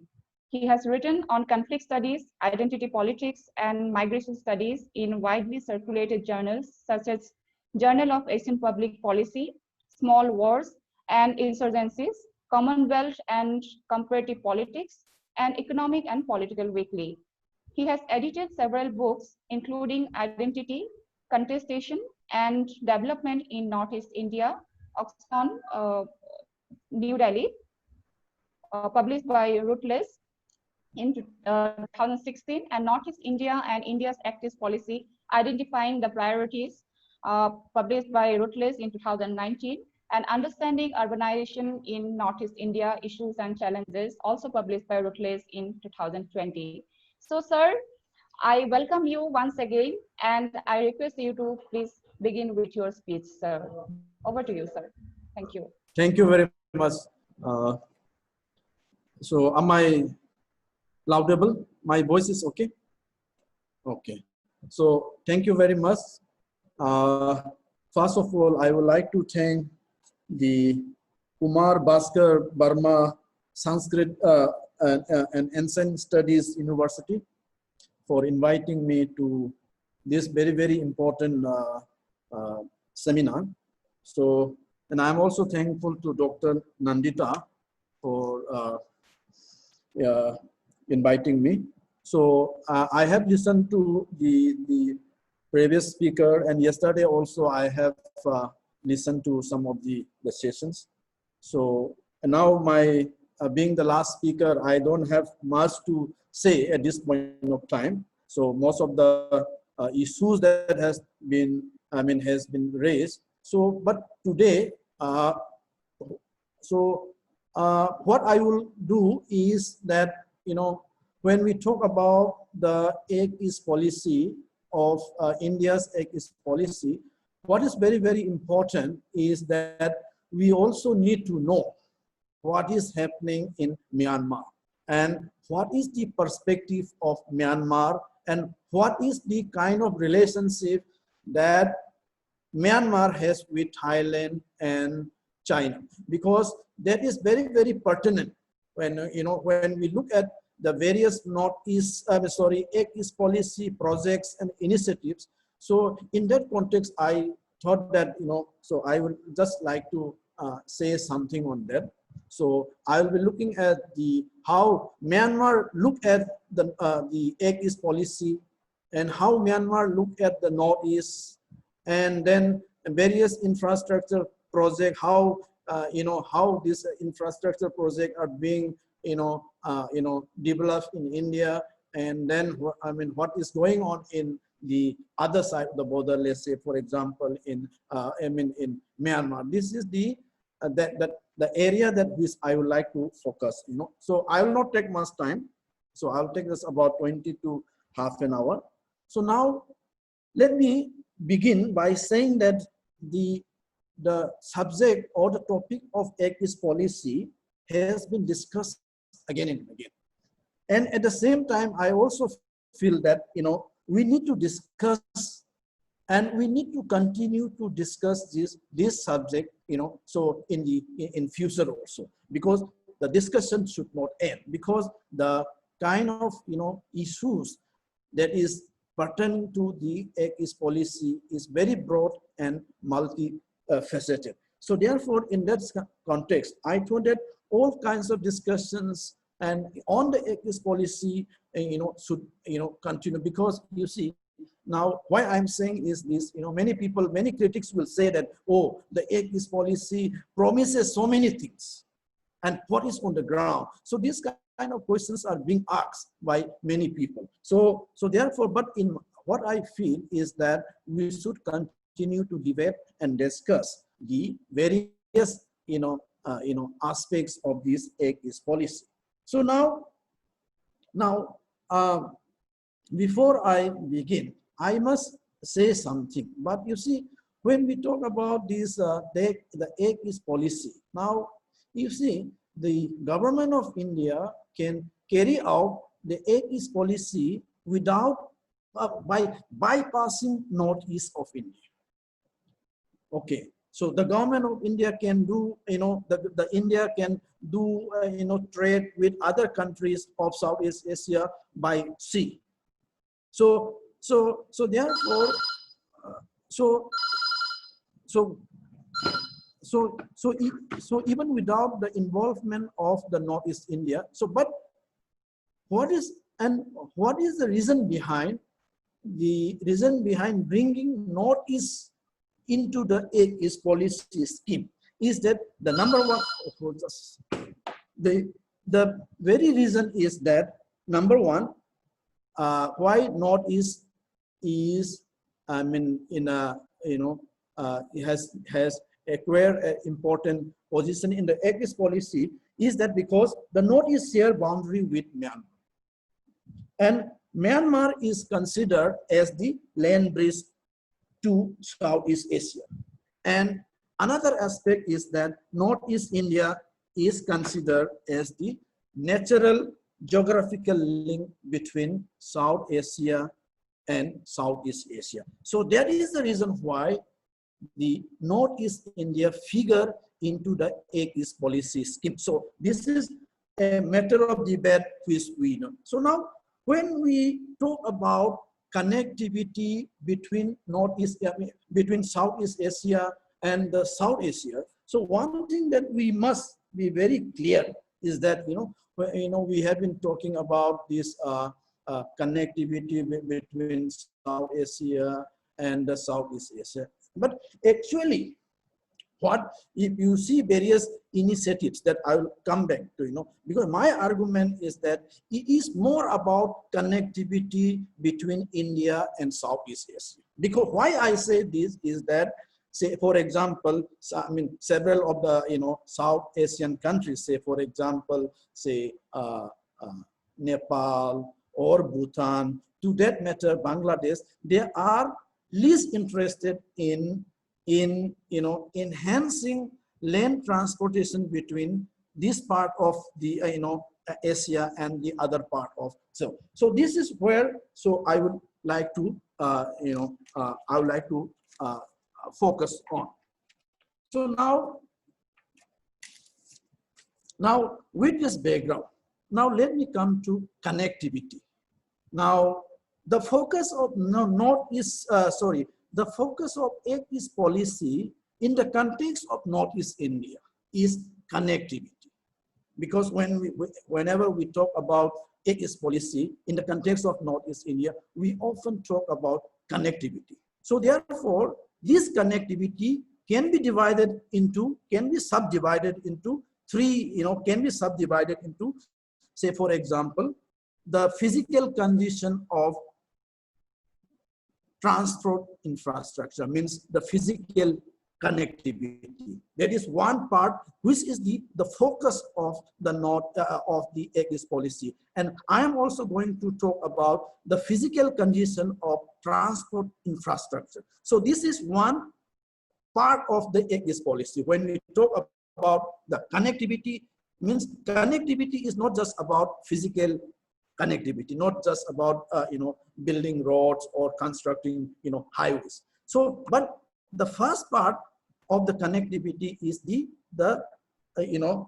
transport infrastructure. So therefore, we need to know the physical conditions of the transport infrastructure. So here I will look at, when I say about the transport infrastructure, so it relates to, say, for example, connectivity within the Northeast region, connectivity of Northeast region with rest of India, and the connectivity of Northeast with the neighboring countries, that is Myanmar and other Southeast Asian countries. So this is something that I would like to focus on. The second aspect of the connectivity is the overland trade, means the cross-border, trade facilitation. So we all often talk about border trade and so and so forth. So this I will also briefly focus on this, and this I will focus in the context of the ongoing, COVID-19. And the third aspect of the ASIA's policy, the connectivity aspect, which I would like to focus, is the people-to-people connectivity. People-to-people connectivity, when I say this, is the cultural connectivity, education, and tourism. So this has been highlighted, and this has been, has been highlighted by the previous speaker just now also, and then even yesterday also. Now, let me come to the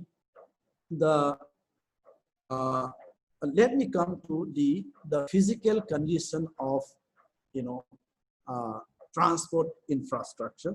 So now, as I have said in the beginning, so the enhancing regional connectivity. Now, when we talk about this physical or transport connectivity, now you see what is very, very interesting is that now why I'm bringing this is that there are also many students here, is that many of these connectivity schemes, these are all, has been formulated, for a long time.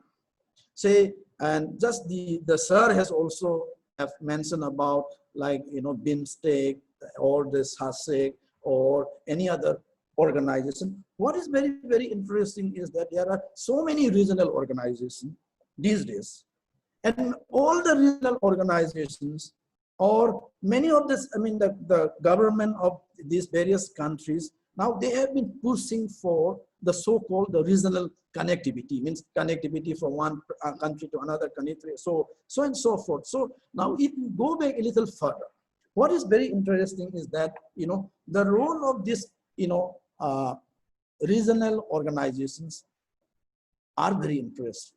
They have played a very, very important role in pushing for all these connectivity projects, including the Act East policy. Say, for example, if I give you one example, now, if you recall, there is one organization, United Nations, organization, known as the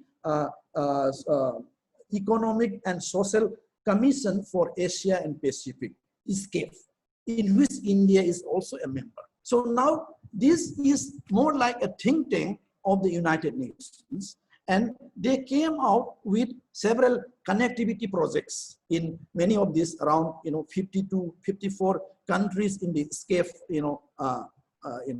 So now this ESCAPE has, they formulated a very, very popular connectivity projects, which today known as the Trans-Asian Highway network.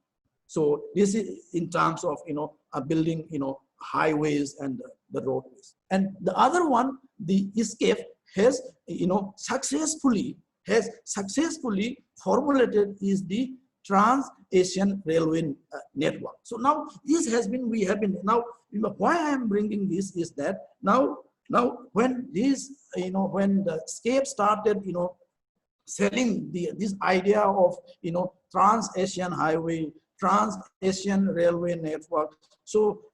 And many of these countries also supported. So, and then in due course of time, this, the routes that was being, laid down by this organization, ESCAPE, has become the role model for almost all the countries, including all the, say, as for example, we talk about this, say, in the Northeast also, we often talk about, say,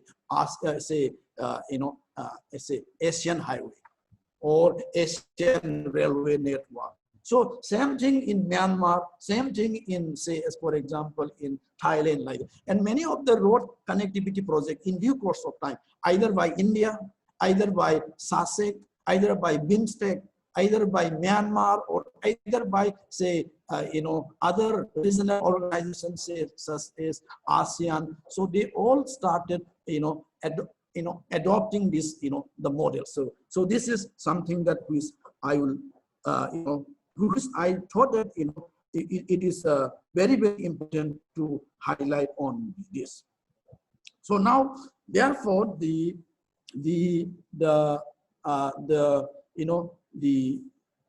roots, or the that schemes that was being laid down by SCAPE today has been included in various national programs, for example, in India or in Myanmar or in other countries. So this is something that, which I thought that, we should, so therefore now, so in this context, what is very, very important is that even in the North also now, so they have identified some, in terms of, say, physical connectivity, say some highways or some roads, and some of the roads has been identified based on the basis of their regional and international significance. So this is something that which is very, very interesting. So therefore now many of these, when we talk about, say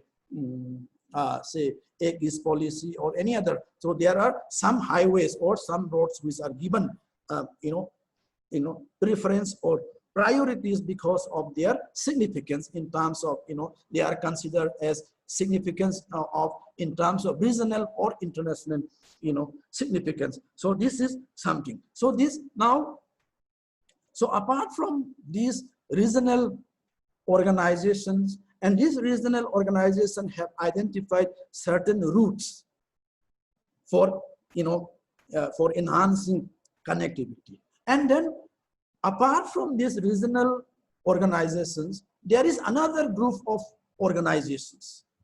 They are largely financing all the multilateral organizations. Now, say, as for example, like ASEAN is there, BIMSTEC, like that is there. But so these are, apart from all these organizations, there is another group of organizations which are largely, loan-giving organizations. Means they used to give loans to some of these countries, to India or to Myanmar or to Thailand or to countries. Say, for example, Asian Development Bank or the World Bank or the Japan International Cooperation Agency, JICA. So now they have been playing very, very important role in building transport infrastructure or the road infrastructure, not only in the Northeast, but also in other part of India, but also in other part of Southeast Asia. So this is something very, very interesting. So now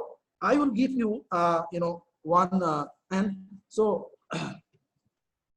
so this is all this, like, say, Japan International Cooperation Agency, JICA, ADB, and these are very interesting. So now you see in almost all the states in the Northeast, you have, these agencies are giving loans, say, for, road infrastructure, water supply, say, for example, say, Guwahati water supply, Imphal water supply. But at the same time, what is also interesting is that none of these organizations like ADB, JICA, World Bank, they cannot undertake any road connectivity project in Arunachal Pradesh. This is also very, very, because you see, when we talk about all these regional organizations, say, for example, ASEAN, BIMSTEC, SASEC, or the GECOM, it's a GMS, Greater Mekong, Corporation. So all this, many of these organizations or the regional groups, they are led by, one or two, say, a bigger or one or two larger or, economically more,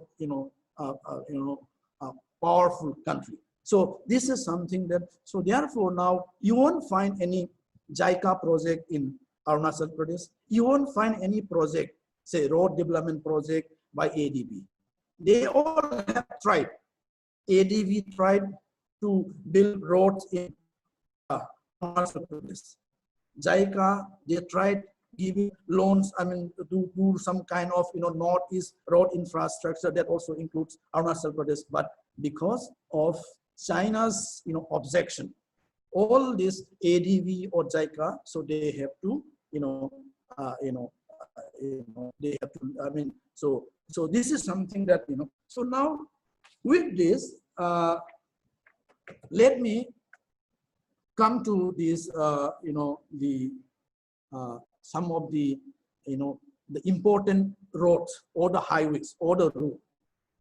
Because now these agencies or organizations or the government have identified certain road and they are considered as of importance because of their regional significance. So therefore, now what are those roads or the highways? Those are the roads which connect some of the northeastern capital cities, and all these so-called very important roads connects one the neighboring countries. Say for example, say Dimapur, Imphal, More Road. So these are some roads have been identified as the the important road when we are looking at in terms of the regional connectivity. So now so as Sir has also already have highlighted, and then yesterday also. So now the aim of all this building highways and the roadways, the aim is to facilitate national and transnational movement of people, goods, and services. So now I will just give you, before I go to the next part of my presentation, I will give you some 5 road projects, and these are considered when you're looking at from the point of view regional connectivity. These are considered very, very important. So for example, in Assam, say now the JICA, Japan International Cooperation Agency, has given loan, is going to finance the construction of the Dhubri Bridge. So now this will connect Dhubri with Phulbari in Meghalaya. So now the idea is to enhance connectivity not only between Assam and Meghalaya, but also connectivity with rest of India. So now the Dhubri Bridge is one such example. It is not just a say 10-kilometer long bridge, because it also involves the construction of about say 20-40 kilometers of approach road. So in that context, so this is something that, and then the previous speaker Sir has also, he has talked about say Imphal, say Dimapur, Imphal, More Road, because these are considered as regional importance. So then the other important projects like say Aizawl to Tuipang, which Sir has also said, because Tuipang is just on the Myanmar, Mizoram Myanmar border. Say then another road which is being financed by JICA is the Shillong Dauki road, and so likewise in Tripura, and so some of and this I'm just giving, these are some of the examples. So some of these are the roads which are identified and which are financed, which are they are financed and on their own. I mean the construction are carried out on with loan provided by either JICA or either by Asian Development Bank, and so this is something which is very important. So therefore, in that context now, when the roads in the Northeast, now it has become very, very interesting. When we are talking about the Act East policy, means some roads are considered important because of their regional significance. So they are considered as a priority road projects. So therefore, they are associated with the Act East policy. So therefore, these priority road projects have got financial, assistance or the loan assistance from some of these organizations. And so now apart from this, and what is also interesting is that, when with this, when the Northeast becomes very prominent in the context of Northeast, in the context of East policy, and when all this road construction started, so now even the road agencies, now you see in India, where there are various road agencies. We have the National Highway Authority of India.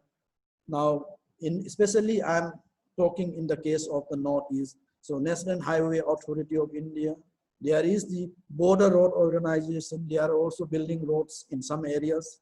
There are also State Public Work Department, PWDs.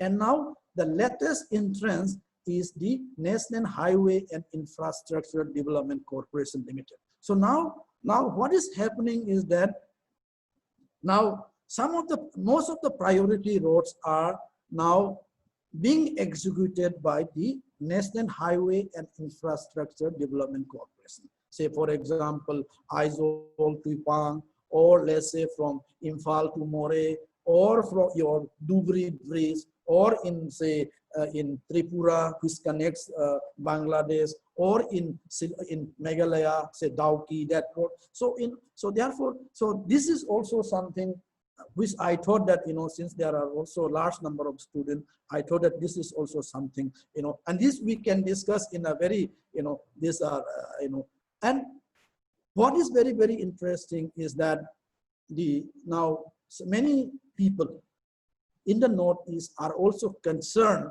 about these road projects. These are big road projects.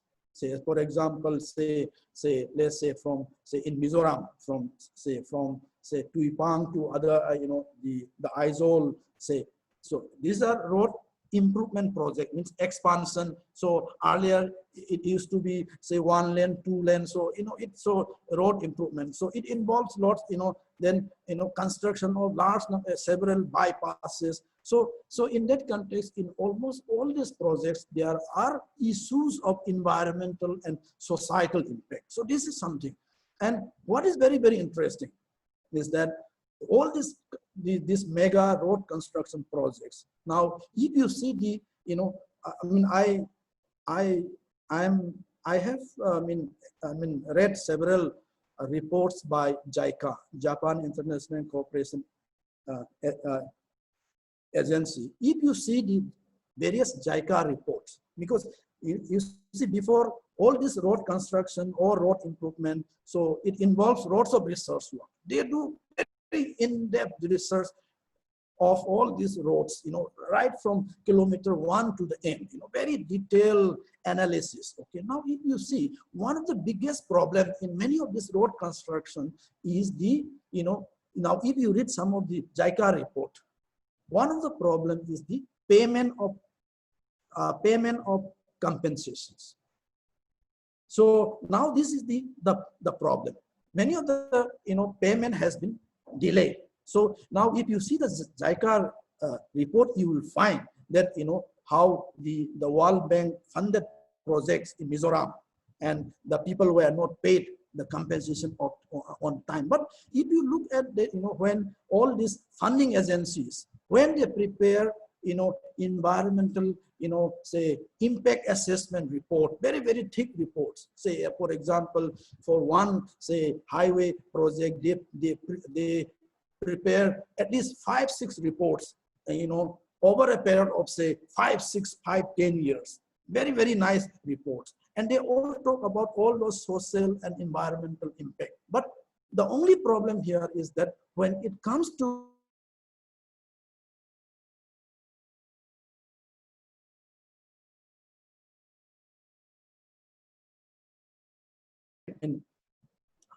I used to ask, some of my friends who works with JICA. So if you see the JICA or the ADB or the World Bank, they have a very, very strong and very robust, rules and regulations that has to be followed. Okay, and at the same time, what is the problem is that when it comes to the implementation at the execution, when the construction of the highways time, so are they able to control over what is happening on the ground. So this is something that, which is very, very, which I find, So now this is something that is happening within the Northeast. So therefore, now all these road projects that is, so that is being happening. So now let me come to the Myanmar side. So now in the, so Myanmar is very interesting. India also consider Myanmar as a land bridge to Southeast Asia. Then Thailand also, if you see the writings by some Thailand, Thai scholars, so they also see Myanmar as a land bridge. But you see, many Myanmar scholars, they are not happy with this kind of words, land bridge. They are not very, they are not very happy with this kind of, words. They don't want their territory to be used as a land bridge, So this is something, because you see, I have been looking at, for some time, how the Myanmarese scholars or the policy makers, how they look at, especially Northeast India, or especially the East policy. When I have interacted with a good number of people, and I have just before the COVID also I just visited and just interacted with some people. So now, so in that context, what is now when we talk about the East policy, and when we talk about what the Northeast India want, say for example, the Assam government, the Manipur government, Mizoram government, so whatever they want. And what is very, very important is that we also need to know what the Myanmar want. So this is something. So now when it comes to, you see, Myanmar is very interesting, is compared to its neighboring countries like China, Thailand, or India. Myanmar is a relatively poor country. But at the same time, if you look at the kind of development that is taking place in Myanmar, it's also very, very, very, very, fantastic in terms of development, the road constructions and other. So now, as a part of the East policy, now various development projects are being taken up in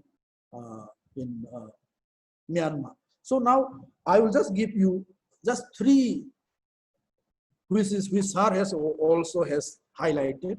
One is the Trilateral Highway, which in India we call it as the India-Myanmar-Thailand Trilateral Highway. Okay, so so this is one. And now the other one is the Kaladan project. And then we have also heard about in Mizoram side, Tidim Phalam Road. So now the third one is yet to be materialized, I believe. So now this Trilateral Highway is also very, very interesting. Now in this Trilateral Highway, say, let's say from More, from Tammu to the Thailand border. So the road has to be constructed.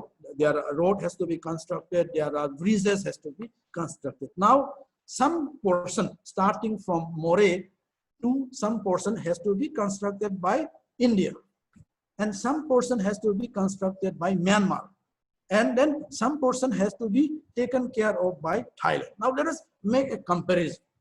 Now, all this Trilateral Highway, the problem is that the road has been, some portion of the road, the so-called India-Myanmar Friendship Road, which starts from More in Manipur. So now this road is a good road, in a very good condition. And as a part of India's commitment, so India is also committed to,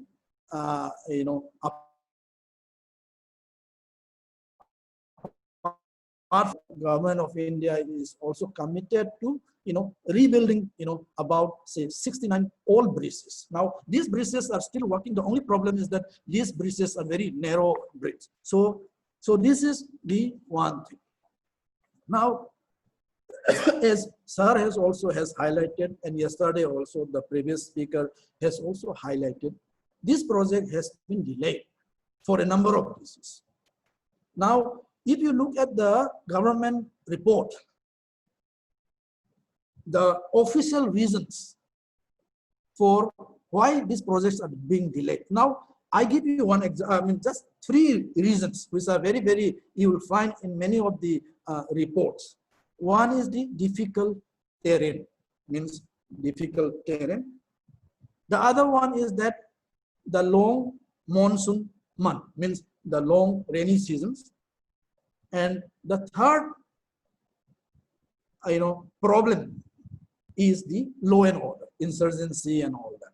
So this is and now this is but I think this is the problem. This is the problem that we face not only in the Trilateral Highway across India, but also in India, also in many other places also, and in many other places in Myanmar also. This is, but now what we have seen, now if you look at the Trilateral Highway, the way the Trilateral Highway has been developed. Now if you look at, if you go to the Myanmar, Thailand side, because Thailand has also committed to construct roads from this side, from this section to that section, so like that. But you see, the kind of that development, the speed of projects completion that is taking place in Thailand is very, very different from what we saw in Indian side. You see, as for example, Thailand, they have constructed the second Myanmar-Thailand bridge. It's a very long bridge with access road, with all, which have all the facilities for cross border or the overland trade.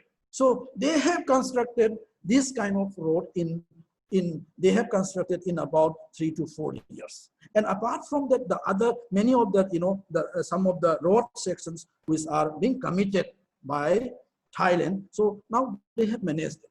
But now the problem here is that the section of the road which are committed by India and section of the road which are committed by Myanmar. So this is the problem. So you see the problems is difficult terrain, long monsoon season, law and order is fine. This is fine. This is true. This is the problem. But at the same time, there are something. Now, if you see the writings by the Myanmar scholars, or if you read the Myanmar newspaper on this Trilateral Highway, or if you read the analysis by the people from outside India, I should say.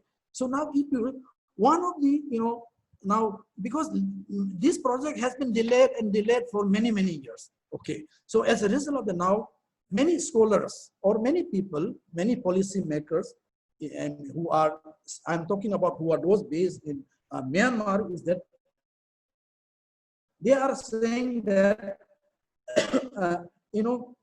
there is a lack of focus on the part of India and Myanmar, because you see, when this Trilateral Highway, when the idea was conceived, and then when these 3 government discussed, I mean, who will do with what section, who will do. So when they deliberated, so these are deliberated over a period of some 5-10 years. Several reports has been published, several, so like that. So now, but if you look at the portion of the highway, the Trilateral Highway, which Thailand has committed, those are today in more or less in good condition. But whereas now, if you look at the Trilateral Highway, which are committed by now, many of these bridges, the road is okay, no problem. The bridges are okay, but it's a very narrow road. But now, we don't know how long these roads will take. Why I'm bringing this is that now you see, we also need to know what is Myanmar perspective and what is happening in Myanmar, because you see, like India giving, extending in this kind of support to Myanmar, Thailand, and China. They are also doing the same thing. But in the case of India, so now most of this project has been delayed for a number of reasons. So therefore, now many scholars have started saying that there is a lack of interest on the part of India and Myanmar. And you see, for Myanmar, I mean, this is, Myanmar, you see, now we have, Sir has also, talked about, Kaladan project. And now this Kaladan project, say from Kolkata to Sidway by sea, and then from Sidway to another place by inland waterways, and again from that area to the up to Myanmar border. So now what is happening is that now, see, now if you read many of the Myanmar scholars, now there is one Myanmar government think tank, that Myanmar Institute for Strategic and Security Studies, something in Yangon. So now, and these are the people who are with the military and then who are associated. So now, if you see many of their writings on the Kaladan project and the India, this Trilateral Highway, you see, they are very much supportive of the Kaladan project only up to the Sidway, port. So they are, so why I'm saying is that now they often cite the various problems, say if you see many of the Myanmar writing, they often cite, say for example, various problems in Manipur. So every now and then there are blockades and highways and there were insurgency, and just for some insurgent incidents, so even the border used to be closed. So these things are very closely monitored by Myanmar. So now Myanmar now started, their policy makers, their scholars, they have been writing today that now they are now saying that India should focus on air and sea linkages, connectivity, not on land connectivity, because now many of these projects, say for example, the construction, for example, this Kaladan project, part of the Kaladan project, say that involves construction of road from say Tuipang in say Mizoram to the Myanmar, some about 100 something kilometers. So these are also not very easy task. So in that context, and so this is the opinion. And then now what we have seen is that you see many of these projects that are being taken up in Myanmar. So you see, Myanmar does not consider developing land transport to and from South Asia with its own money and resources. Myanmar is okay if someone come and build a road, but they don't want to use their own money. So this is also another problem. And now if you see many of the writings of the Myanmar scholar in the recent times, in the last 2-3 years, 3-4 years, is also, and this is the, you will see that. And another problem in the context of with this, somewhere in 2014 or 15, India conducted the so-called surgical strike to cross over to Myanmar side, and then so some kind of, so it was widely reported by media and all that. The government also widely reported it. Was celebrated all over India by all the newspapers, news channels and all like that. But Myanmar did not acknowledge that. But at the same time, Myanmar now also considered that Myanmar did not, have not taken that very serious. I mean, not very lightly. And now today, now they are saying that, if roads are good, Indian armed forces will simply come to the Myanmar side. So now they have that kind of, fear psychosis. So this is also that, the kind of that, the media hype in 2015 when India conducted the so-called, so that was, so that is also another, because why I am saying this is that, so yesterday there was some newspaper report, one of the newspaper which was published in Bangladesh says that since 2016 or 17, almost all the Indian sponsor project in Bangladesh have not progressed. because you see the relationship between the government. So all this matters. So therefore, you know, a country, and because a country who is a sovereign country and another stronger country just going inside and attacking, you know, so that is not seen very, you know, very,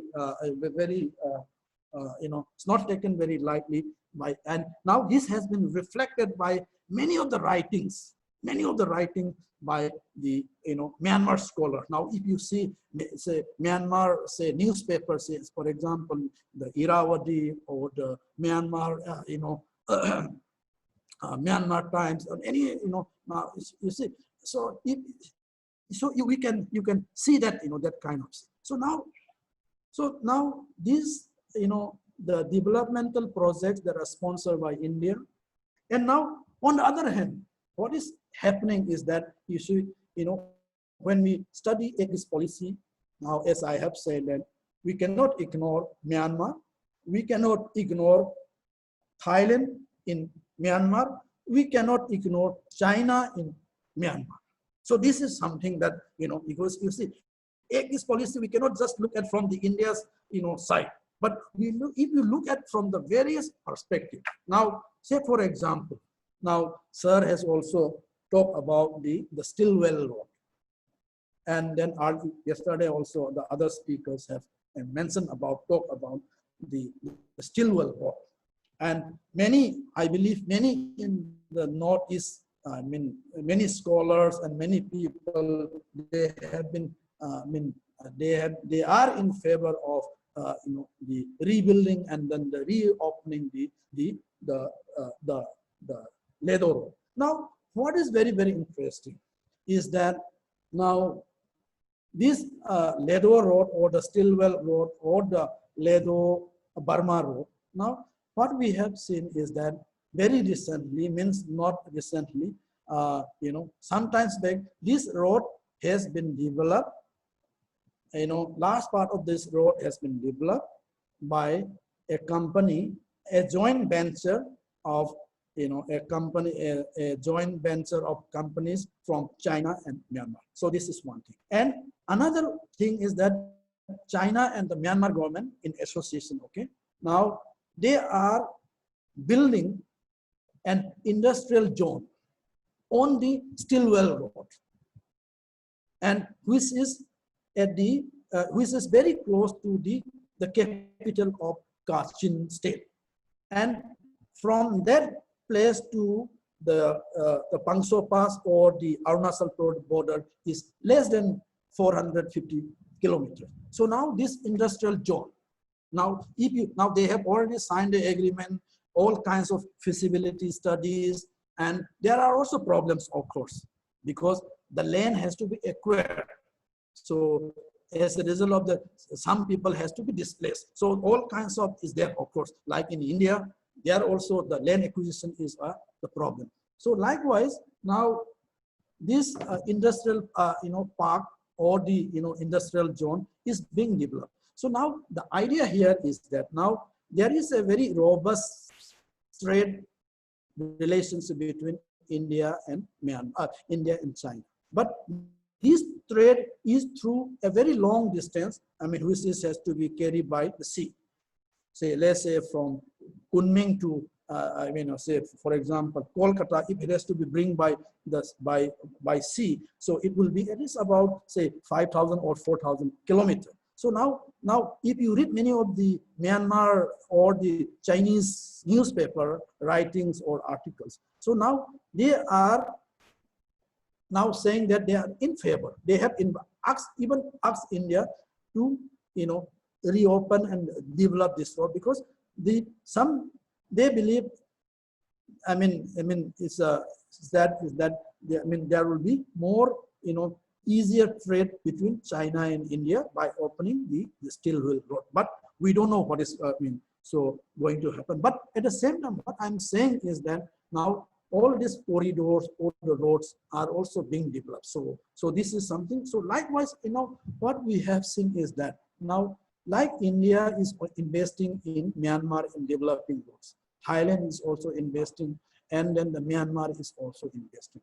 So now what is interesting, in the case of Myanmar, many of the roads which are identified by India, for example, that Kaladan, say from Mizoram to that is not in the priority road project of Myanmar. Now, if you see the Ministry of Culture of Myanmar, Ministry of Construction of the government of Myanmar, if you see there, what are the list of their road projects, the priority projects. None of our, More, Mandalay road, these are not in the priority list. The only good thing is that, say, More, Tamu to Mandalay is part of the, North-South Economic Corridor of, there is a organization called GMS, so Greater Mekong Sub-Regions. So now they are developing economic corridors. So now North-South Economic Corridor will connect Kunming with Myanmar, all those Mandalay, whatsoever. But so now they have also decided to extend up to Tamu. So this is something that, so therefore we need to be, Now, I'll not take much time, Nandita. So let me, so this is a part of the, the road construction or the road projects. Now, this overland trade or the cross-border trade. So now, if you look at the Northeastern Council, Northeast Vision 2020, it also highlighted that the lack of physical cross-border connectivity is also one of the reasons cited for the lack of development in the Northeast. So now, very briefly, if I have to say that now, this is also one of the problems for the Northeast, especially, say, for example, say now the cross-border connectivity, especially on the other side of Myanmar and China, is very, very limited. So of course, in the India-Myanmar border, say Tripura, Bangladesh, Assam, Assam, Bangladesh, Meghalaya, Bangladesh, at least the cross-border activities there is a, very, some, activities, very good, activities are going on. But on the other side of the border, in the China's border or in the Myanmar border, it's a very, very limited. So as for example, now, if you look at the overland trade, say, for example, in, say, of Myanmar, say, Myanmar carried out this overland trade, we call it the border trade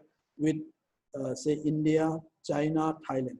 So so Tamu is one of them. Then with China, they have around 3-4 border posts, border junction, and then with Thailand also.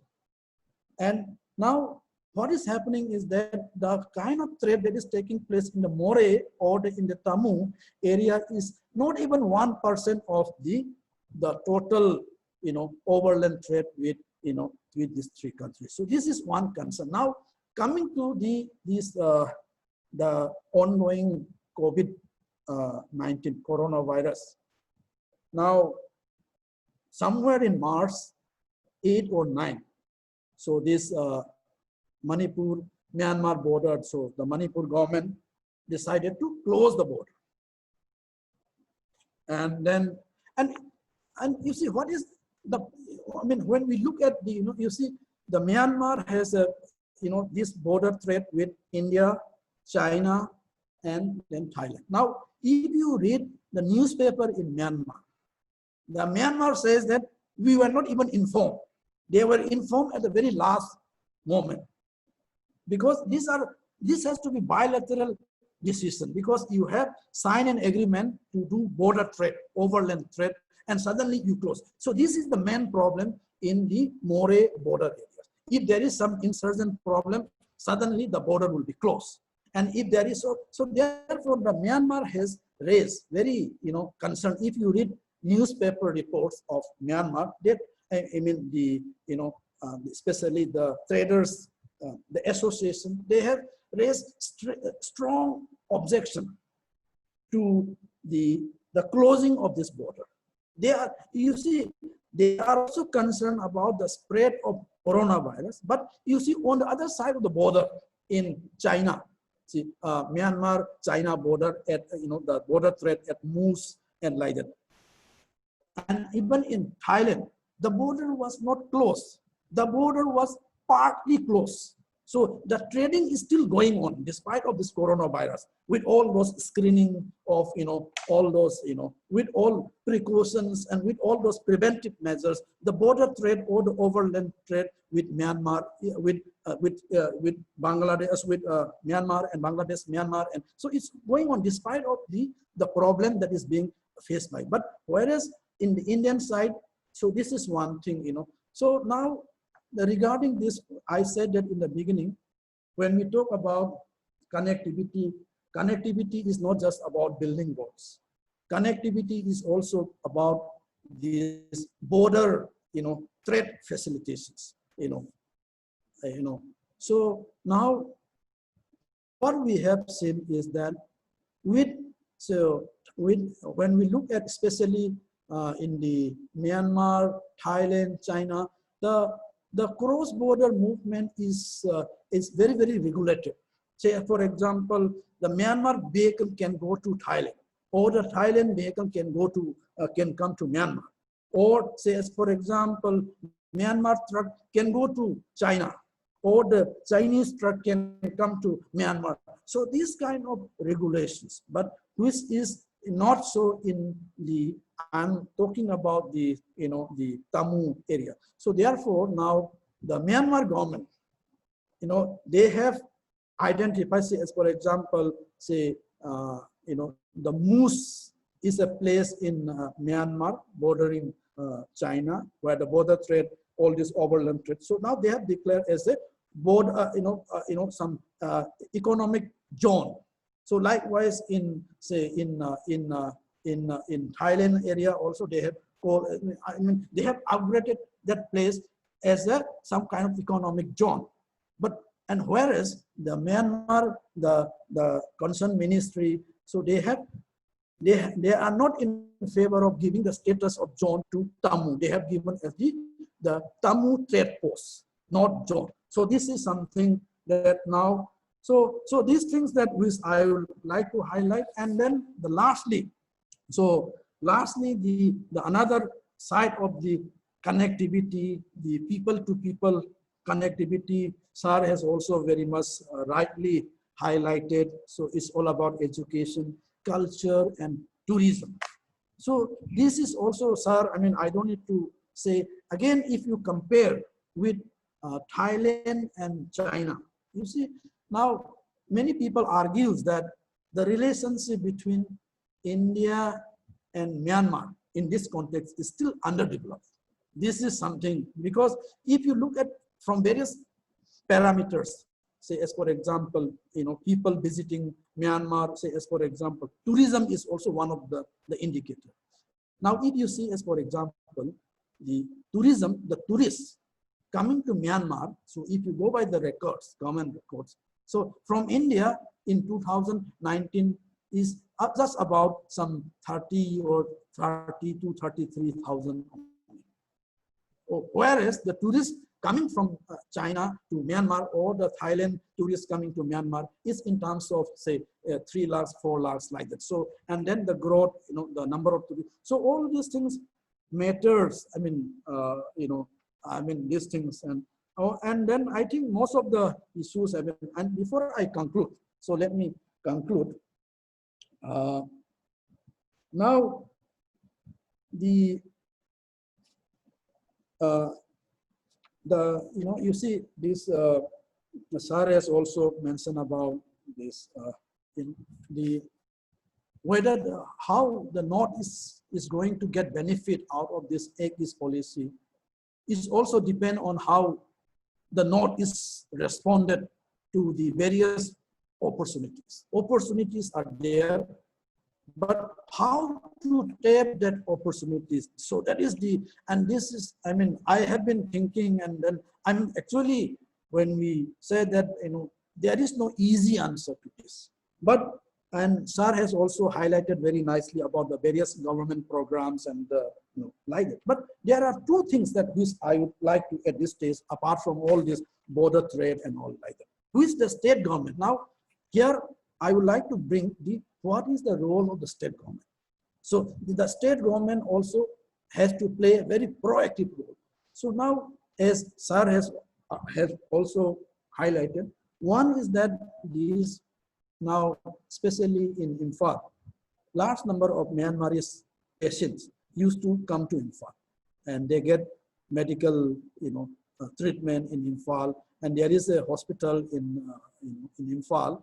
It's a private hospital. So likewise, my idea is that at least in the northeast, at least Guwahati is the center of the northeast. Say, for example, all the goods coming from other part of India first came to Guwahati, and then from Guwahati, the goods are being distributed to other part of the northeast. So I think the state governments of the northeastern states, especially like Assam government or the Manipur government, so should be very, very proactive, should encourage, but this is also not very easy things because of various problems, so this is something, and then education is something that which I would like to, and not in a very big scale. Okay. You see, there are also Myanmarese people who are interested, who used to come to Northeast India for some study or some research like that. So therefore now the state government, now most of the northeastern states have some kind of South Asian studies department or a center. So therefore my idea is that some of the universities, not all the universities, at least some select universities, say for example in Assam, like say Guwahati University, Tezpur University, or the Nehru, or some of these, there should be some, some selective, because you see, people also will not, there is always pull and push factor. They will not just simply go to one place like that. So there are lots of push and pull factors. So therefore, one way of encouraging is that this, cross-border, this economic, educational linkages should be nurtured. So say, for example, so scholar from Northeast going to Myanmar for, exchange program or like that, So these things should be encouraged. Say, for example, when I was a PhD students in Nehru, there used to be some Bangladeshi students and other. So like that, so these things should be, encouraged. So I think I will stop here. So thank you very much, Nandita. Thank you. So next time I will, thank you very much. Thank you.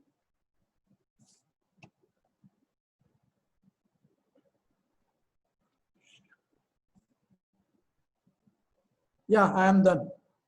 Thank you so much, sir, for this detailed analysis of various angles of the ACTIS policy, the opportunities that it has given to the Northeastern region, and also the challenges that lies within this policy, and also some of the maybe some drawbacks or loopholes that the government of India and needs to see. You have rightly focused on the importance of connectivity in this region, or connectivity between Northeastern region and the Southeast Asia region. Actually, connectivity has always been an issue for the Northeastern region. It is not just with the Southeast Asian countries, but we have seen that it was also an issue till recently, that we are somehow we are always at the periphery with the rest of the India. So connectivity needs to be developed through, like you have highlighted, through people, people-to-people connectivity, then the physical connectivity, and the cross-border connectivity also. And the importance of the regional organizations like ASEAN, BIMSTEC, and so on. And what I found very interesting is that that you have mentioned about the concern of the common people and concern about the environmental aspect, and which we can say as the sustainable development, the importance of sustainable development, because we have seen that so many large projects are going on under this active policy, but at the same time we must not forget about the environmental concerns when these projects are implemented in different areas. And apart from that also, you have rightly mentioned that perhaps we are seeing or analyzing this active policy only from one single direction, from the India's perspective. So we need to keep in mind also what the other Southeast Asian countries they want, or the people of these countries they want. So I found these 2 points very interesting, and thank you so much again, sir, for this excellent presentation speech that you have made today, and I'm certain that all our participants and listeners have benefited in a huge way from your presentation. So now I would like to request our HOD, Dr. Madan Chandra Boro, sir, who will make a observation, sir, on your presentation. Sir, with your permission, I would like to ask Boro, sir, for making an observation. Thank you. Thank you. Yes, sir.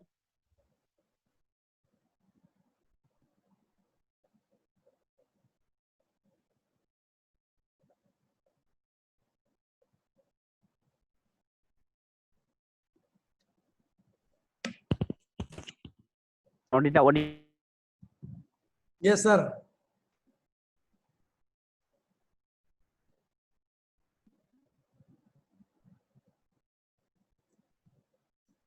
Yeah. Hello, sir. Audible? Yes. Yes. Yes. So I have been listening letter about 2 resource person from this morning. So I am very much thankful to both the resource person of today, Dr. Sajat Alam. He had been very much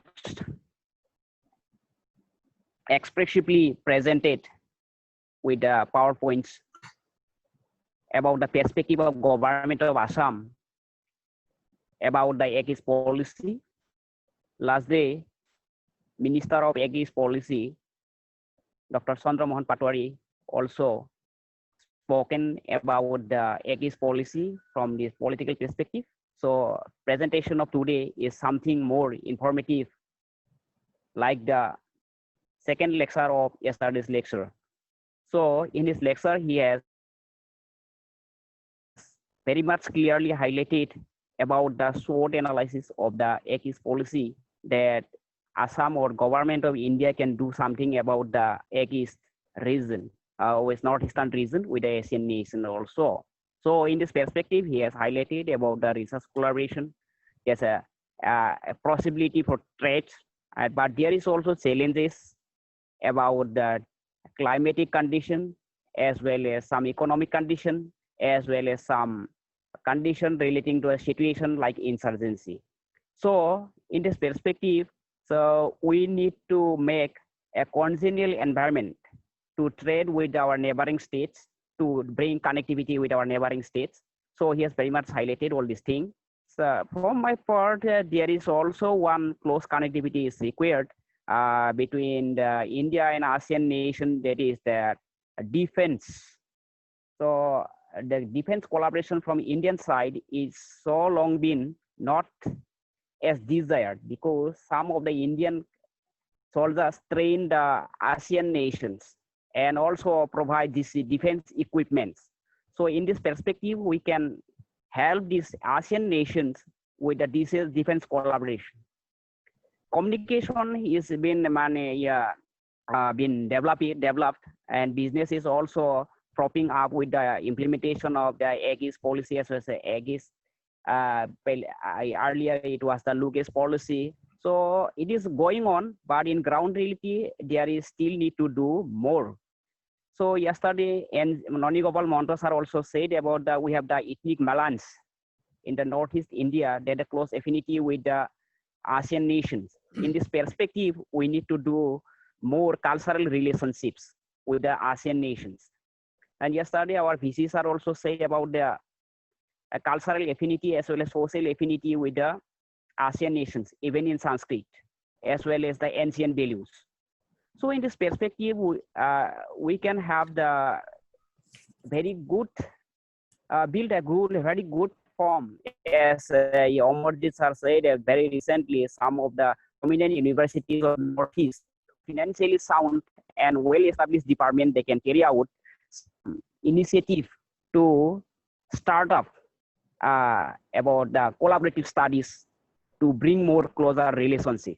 It is very much inspiring, and I hope it will bring a fruitful result in new academic life.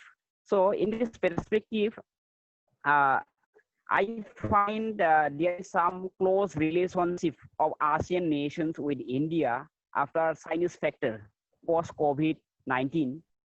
Some of the ASEAN nations are still in psychologically feared with the attitude of China in perspective of political kind of domination, say it is, as well as a threat. The Chinese market is floodgate in all this region. So in this perspective, smaller nation also tries to keep their national interest. In this perspective, they are reclining upon India. So how fruitfully we can get the advantage of this, or India can get this and take this advantage, this is a main factor. Now I come to our Amarjit Singh sir. He has also very much spoken about the challenges of ASIA's policy in connecting in Southeast Asia. He has spoken about the Myanmar factor. Myanmar is in our border. It is the primary threshold of the South Asia.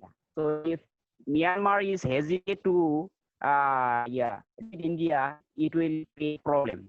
And he has also spoken about the intention of government of Manipur that sometimes shut down the border.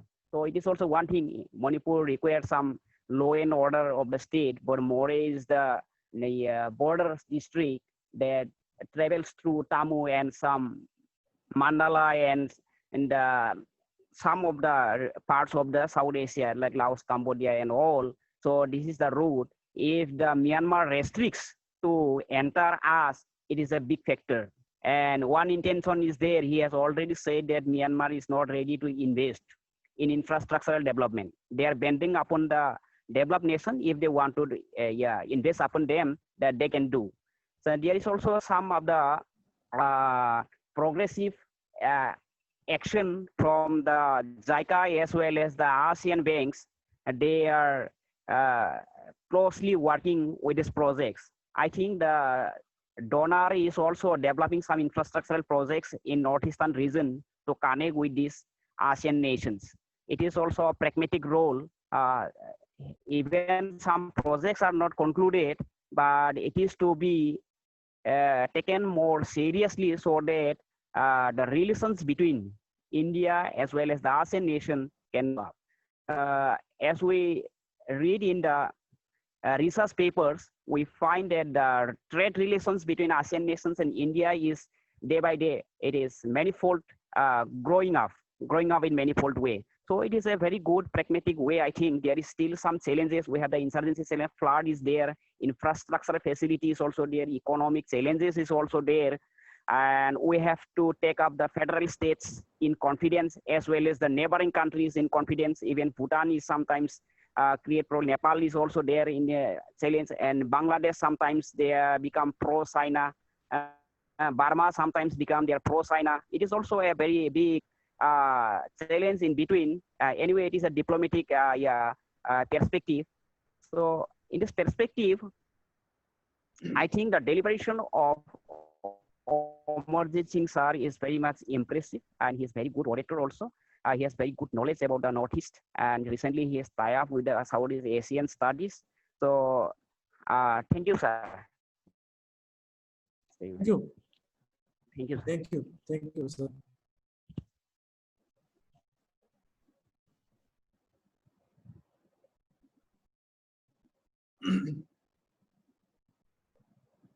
So I think we are, so Nandita can take over now.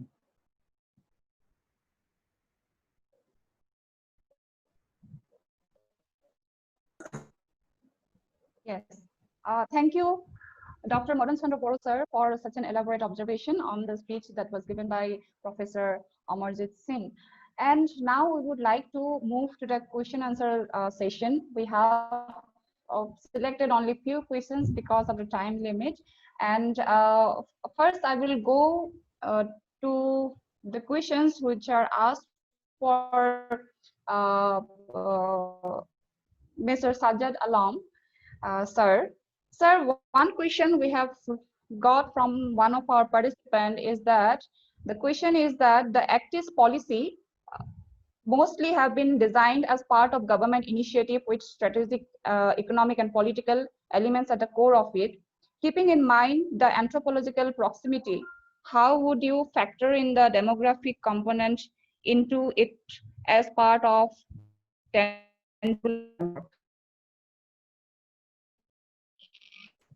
Sir, the technical assistance left for some work, just few minutes, just 1 second.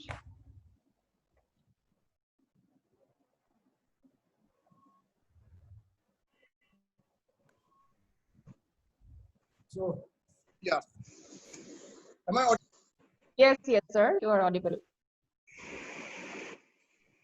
The demographic similarity or ethnic similarity is something in the background when we are when we have actually taken up ACTIS policy. That is always there. Therefore, I think I had mentioned about that thing called Thai Connect, and in fact, many of our communities, ethnic communities, they have in the past they have migrated. They are actually understood to have migrated from that region. So, and other than that,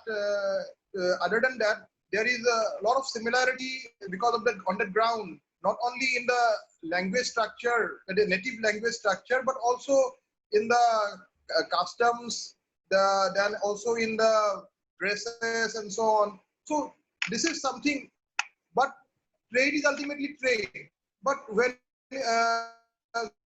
so that is only. So they will not just, these countries will not come and trade with us just because of that cultural affinity. But that cultural affinity that definitely is a soft factor. That is a soft factor which will ultimately make the hard thing. That is what I believe. Or rather, that is a policy which has been adopted while actually framing the ACTIS policy.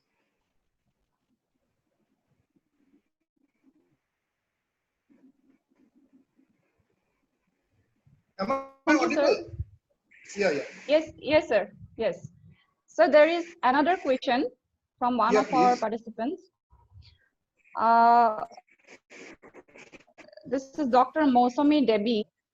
She has asked, in cultural collaboration front, can we take our Onkia Nad Bhavna and mobile theatre groups to perform in ASEAN countries? Because in Myanmar, Burma, some characteristics in terms of performance techniques of mobile theatre can be seen.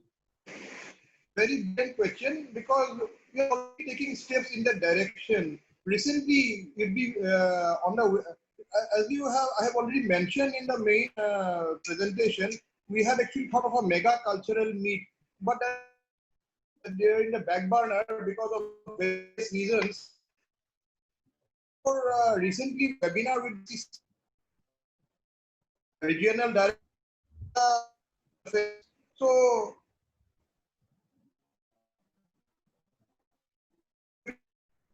in a truncated scale, can we have that cultural meet? So at the end, we also talked about this, that Ankia and all, and also mobile theater. These are not only in Burma or in Thailand, but while presenting such mobile theater over there, even the people can be apprised of the cultural affinity, kind of societal affinity, which may not be so much visible otherwise. And I can still once in a magazine called Frontline, one of our former first ladies was a Burmese lady called Mrs. Usha Narayanan. So she used to write press into English there. Many of the real life in Burma, which we recently saw also, There is a lot of similarity in customs. When the mobile theater or such kind of things are taken over there, this can that cultural affinity can definitely be promoted. Yeah. Thank you, sir. We have another question from Mr. Hirokjit Roy, assistant professor from our university. Hirok, please ask. Yeah. Hirok, can you hear me? Yes. Hello. Hello. Okay. Please go on. Actually, this question is to Professor Amarjit sir. If he is there. Hirok. Hello, Hirok. Yes. Actually, Professor Amarjit Singh has just left. He has informed that he has urgent work. Okay, maybe then. you can ask your question to Mr. Sajjad Alam. No, we already had a kind of a kind of conversation during his lecture. Yes. So over to you. So Okay. let us move to other questions if any other participants have raised. I think there are participants I can see. I think Professor sir, if you are there. If you have any question, because a well-known professor who is working on public policy for long, Jayanta Krishna sir, if you are there, you can raise a question. We will be very happy to have you with us. Ankur, if you have any question, Ankur.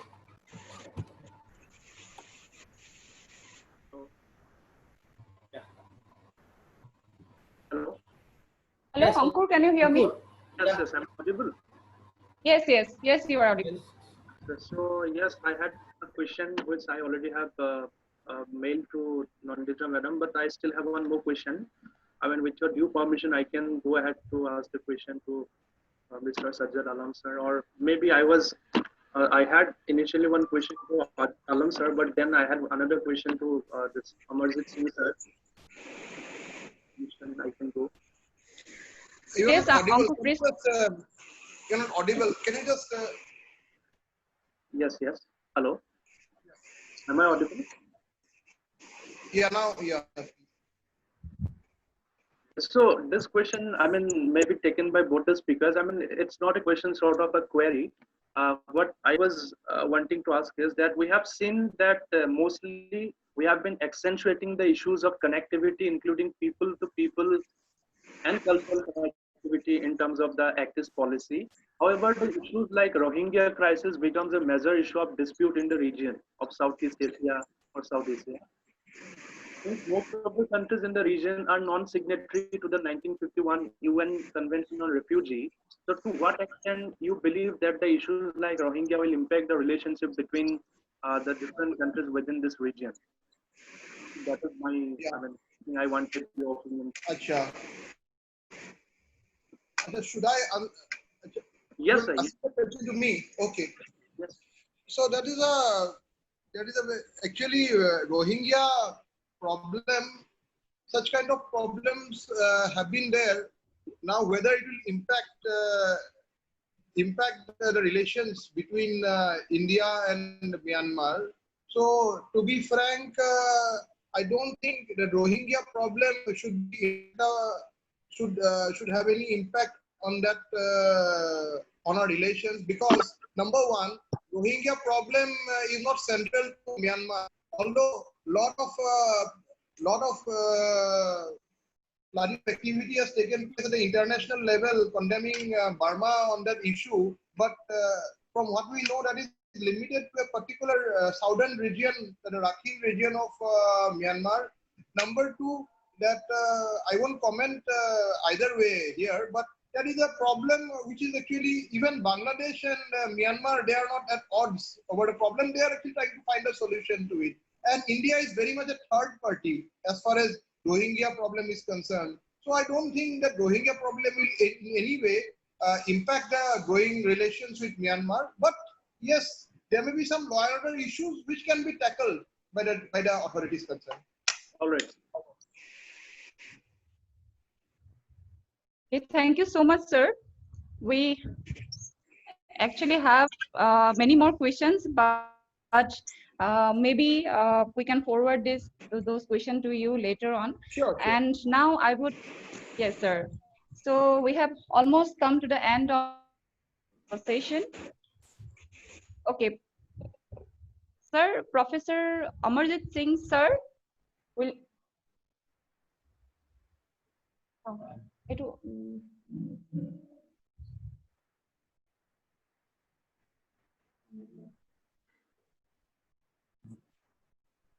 Hello. Professor, yes, sir. Yeah. Sir, I was supposed to attend a meeting. Now okay. meeting has been postponed. Okay, sir. That's a good news for us actually. So, sir, we have few questions for you. Actually, there are lots of questions, but we will ask you selectively. Okay. Just give me a moment, sir.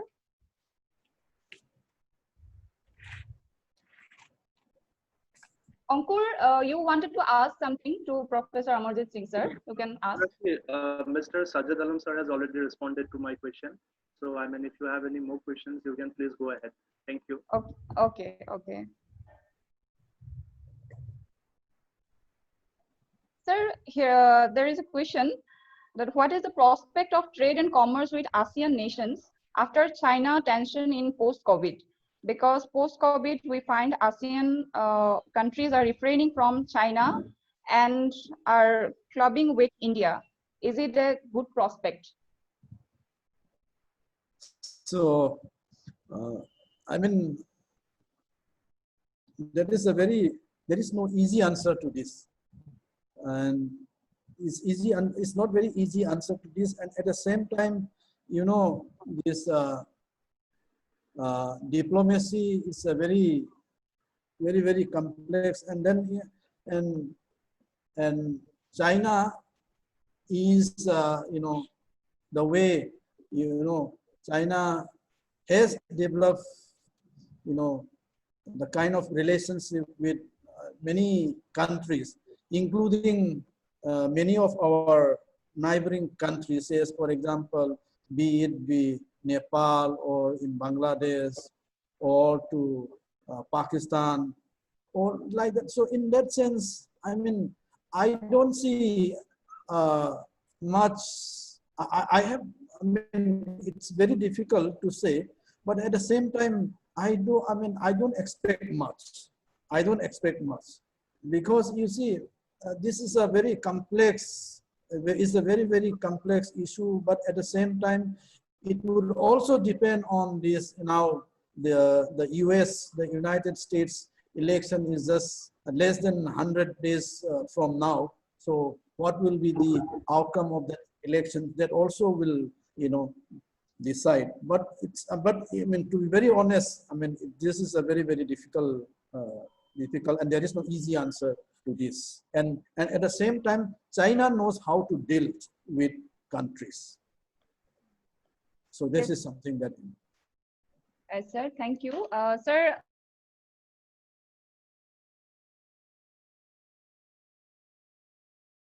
or Assistant Professor Hiro, are you there?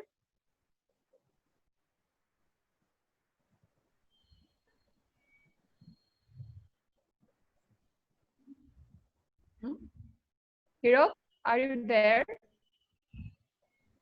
Hello. Hello. Hello. Yes. Actually, I can hear you.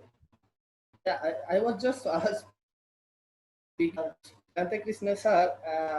I wanted to listen to him for his remarks, but I think right now. So if I think anything to say, hello.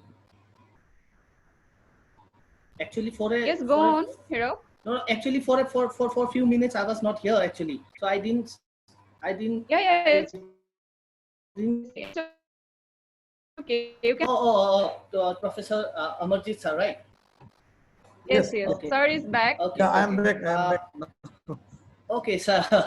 So yeah, thank you for your. Thank you, sir. Thank you for valuable lecture, sir.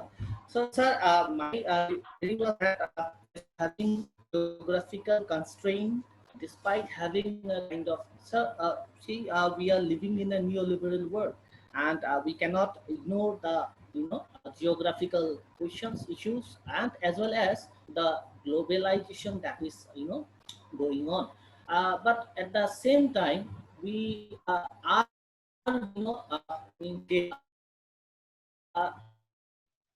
look at policy or any other policy initiative by the government of India or government of Assam or any other states of Northeast India, are we not focusing too much on the communities? Sir, communities, because what happens is that we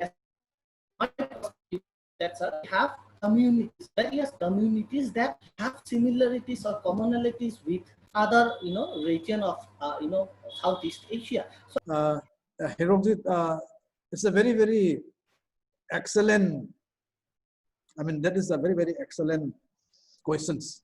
I mean, it's a very, very relevant, very, very relevant.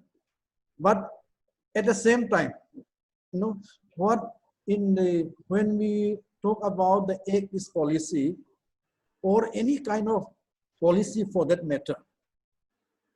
Now, in the case of Act East policy also now, as you see, I also see something. There is one is that the national interest. I mean, there is one, I mean, that, which bind, which is at the, that national security interest or the national interest. And there is on the other side is the local community interest or the local interest. So this is, I mean, the way I'm very happy that you asked this, the questions. So now this national interest and the local interest, these two interests is what I find in the case of the Act East policy also. These two interests, it's most of the time they are always in conflict. The national interest and the local interest. Say for example, for example, the opening of the Stillwell Road. Now there is also there is an interest, that national interest, national security interest cannot be ignored. But at the same time, what is the local interest? So that is so therefore what you said is very, very, I mean, it's true. And then in all this discourse, the common or the local interest is, I mean, the local voices is very, very, I mean, I mean, there is no space for them.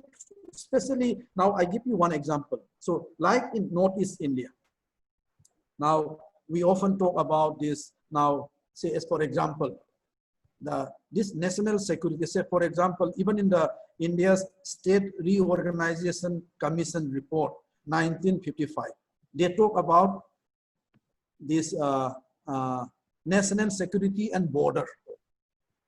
So this is the, so that we need to understand that. And so likewise in Myanmar also, the national interest and the local interest is always in conflict. So I fully, I mean, agree with what you say. But this is something, but of course now the Look East policy is largely commercially driven policy. So in that aspect, I mean, I fully agree that the local interest or the common people interest is, I mean, it's not taken into, I mean, it's sometimes the national interest, supersede the local interest. So this is something that is, I agree with you, and I don't know how to explain that also, but this is very, very pertinent. But at the same time, in Myanmar also, now you see, the Myanmar ethnic composition. So this is also in, say for example, in Myanmar, they have this, say for example, say they also have this, the highlands and the lowlands. The divide is there. So, but those places in and around Northeast, they are considered as the highlands. So there is also that kind of, is also there in the case of Myanmar for. But so in the case of Myanmar also, that their national security interest determines these policies. So, but I think what you have raised is very, very, I think that is the, yeah, and we have not done much work on that. Thank you very much. Yes, sir. I think the responsibility for this actually goes to people like Mr. Sajjad Alam sir, who are actually directly responsible for policy initiatives. Whether it is government of Assam or government of India. So people like Sajjad Alam sir and all should take initiative to for more venture for people to people contact or community wise contact. Right, sir. Thank you. Thank you so much.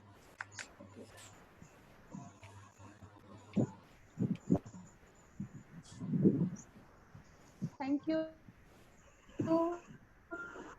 Professor Ahmed Singh sir, for answering all the questions, and also Mr. Hirokzit and Mr. Ankur for asking questions, very relevant questions. And now we have come to almost the concluding part of this event, and I would like to request Mr. Ankurjit Bhuya, Assistant Professor, Department of Political Science, Kumar Bhaskarma Sanskrit and Ancient Studies University, to please proceed with the formal vote of thanks. Over to you, Ankur. It is indeed an absolute privilege to offer a vote of thanks on behalf of the Center for Southeast Asian Studies, Kumar Bhaskarma Sanskrit and Ancient Studies University. First of all, I would like to thank Mr. Sajjad Alam sir, the Honorable Deputy Secretary to the Government of Assam, Industries and Commerce Department, for taking out time from his busy schedule and coming to this webinar and delivering a speech with all details and information. Thank you so much, sir. And it gives me immense pleasure to offer a vote of thanks to Professor M. Amarjit Singh sir from Jamia Milia Islamiyah University, Delhi. Thank you so much, sir, for sparing time and coming to this webinar and delivering your insightful, thought-provoking speech in all detail. And on a personal note, I have been constantly in touch with Amarjit sir with certain academic commitments. Here, on behalf of the department as well as on a personal front, I would like to thank you, sir, once again for your wonderful lecture. Thank you. I would like to extend a vote of thanks to the Honorable Minister, Actis Policy, Government of Assam, Mr. Chandra Mohan Patwari, sir, for coming to the webinar and delivering a speech yesterday, as well as spending considerably a good amount of time with us. The vote of thanks also goes to Professor Nonigopal Mahanta, sir, the Director, Center for Southeast Asian Studies, Guwahati University, and Dr. Muhammad Fahim, a lecturer at Thammasat University, Bangkok, for gracing the occasion with your presence and enlightening us with your lecture on the pertinent issues. I'd also like to extend a vote of thanks to Professor Jyotiras Pathak sir from Overland University, Dr. Madan Chandra Boro sir, the Honorable Head of our department, and Mr. Hirokjit Roy sir, an esteemed colleague from the department itself, for making observations on the lectures delivered by the distinguished speakers. May I also take this opportunity to thank the Honorable Vice Chancellor of our university, Professor Deepak Kumar Parma sir, for constantly enlightening, inspiring, and pushing us for new academic endeavors. My vote of thanks also goes to the Honorable Registrar, Dr. Hemendra Sharma sir, for always helping, guiding, and providing the logistic support in all the academic programs. Also, I would like to thank the Honorable Controller of Examination, Dr. Sushanta Kumar Kashyap sir, for constantly helping us. Even at the back end of this webinar, we were just struggling to come out with this digital platforms for certain technical issues. And it was because of the diligence and painstaking effort put by Dr. Kashyap sir that we could avail this digital platform. So we are very thankful to you, sir. We would also like to thank Dr. Kamal Lochan Atreya sir, the IQAC coordinator of our university, for his valuable suggestions. The vote of thanks also goes to Mr. Bonojit Rava for providing technical assistance throughout the webinar. The participants from across the state and beyond surely deserve a big thank. The webinar would not have been possible without their active participation, but I wish that even after getting and filling the feedback form, they were here. I hope that in the future time, they cooperate till the end. So I strongly believe that this webinar has been a good learning opportunity and definitely an epistemic window for all the participants. And I'm sure that this has given them a lot of food to ponder over in the future. And I'm also pretty sure that this is going to help us all a big time. And I would also like to thank all the esteemed colleagues of our department. And last but not the least, I would like to congratulate Dr. Nandita Khaklari for successfully convening and coordinating this 2 days international webinar. And so on that note, I'd like to wrap up my segment on the vote of thanks. Thank you all once again. Over to you, Dr. Nandita.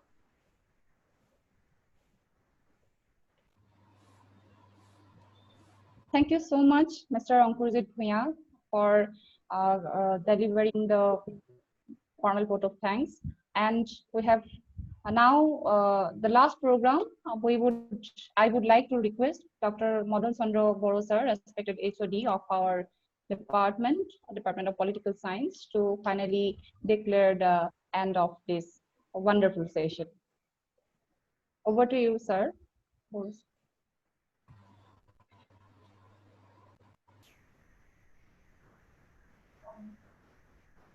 Wonderful.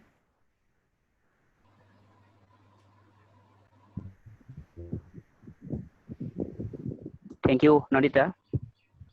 Thank you, Nandita. Yes, sir. Thank you. Thank you. On behalf of department as well as Center for Southeast Asian Studies, I would like to thank all the resource persons, our host members, as well as participants for making the program a grand success. In near future also, we will seek your kind support and help. And from this year, I promise to the government of Assam, as requested by the minister, Mr. Chandra Mohan Patwari yesterday, we will provide the gist of lectures of this webinar, and we shall try to do constantly with the government. So I again thank all the participants from my soul, as well as our esteemed resource persons, for accepting our invitation, working hard to deliver lecture, and giving time with us. Thank you all. With these few words, I declare the webinar of today, 2-day international webinar is over. Thank you, Nandita. Thank you, Over sir. to you. Thank you. Thank you. Bye-bye. Bye-bye, sir. Thank you. Thank you. See you again, sir. See you. Thank you, sir. Thank you. Sir, see you, sir. Thank you. Ankur, bye.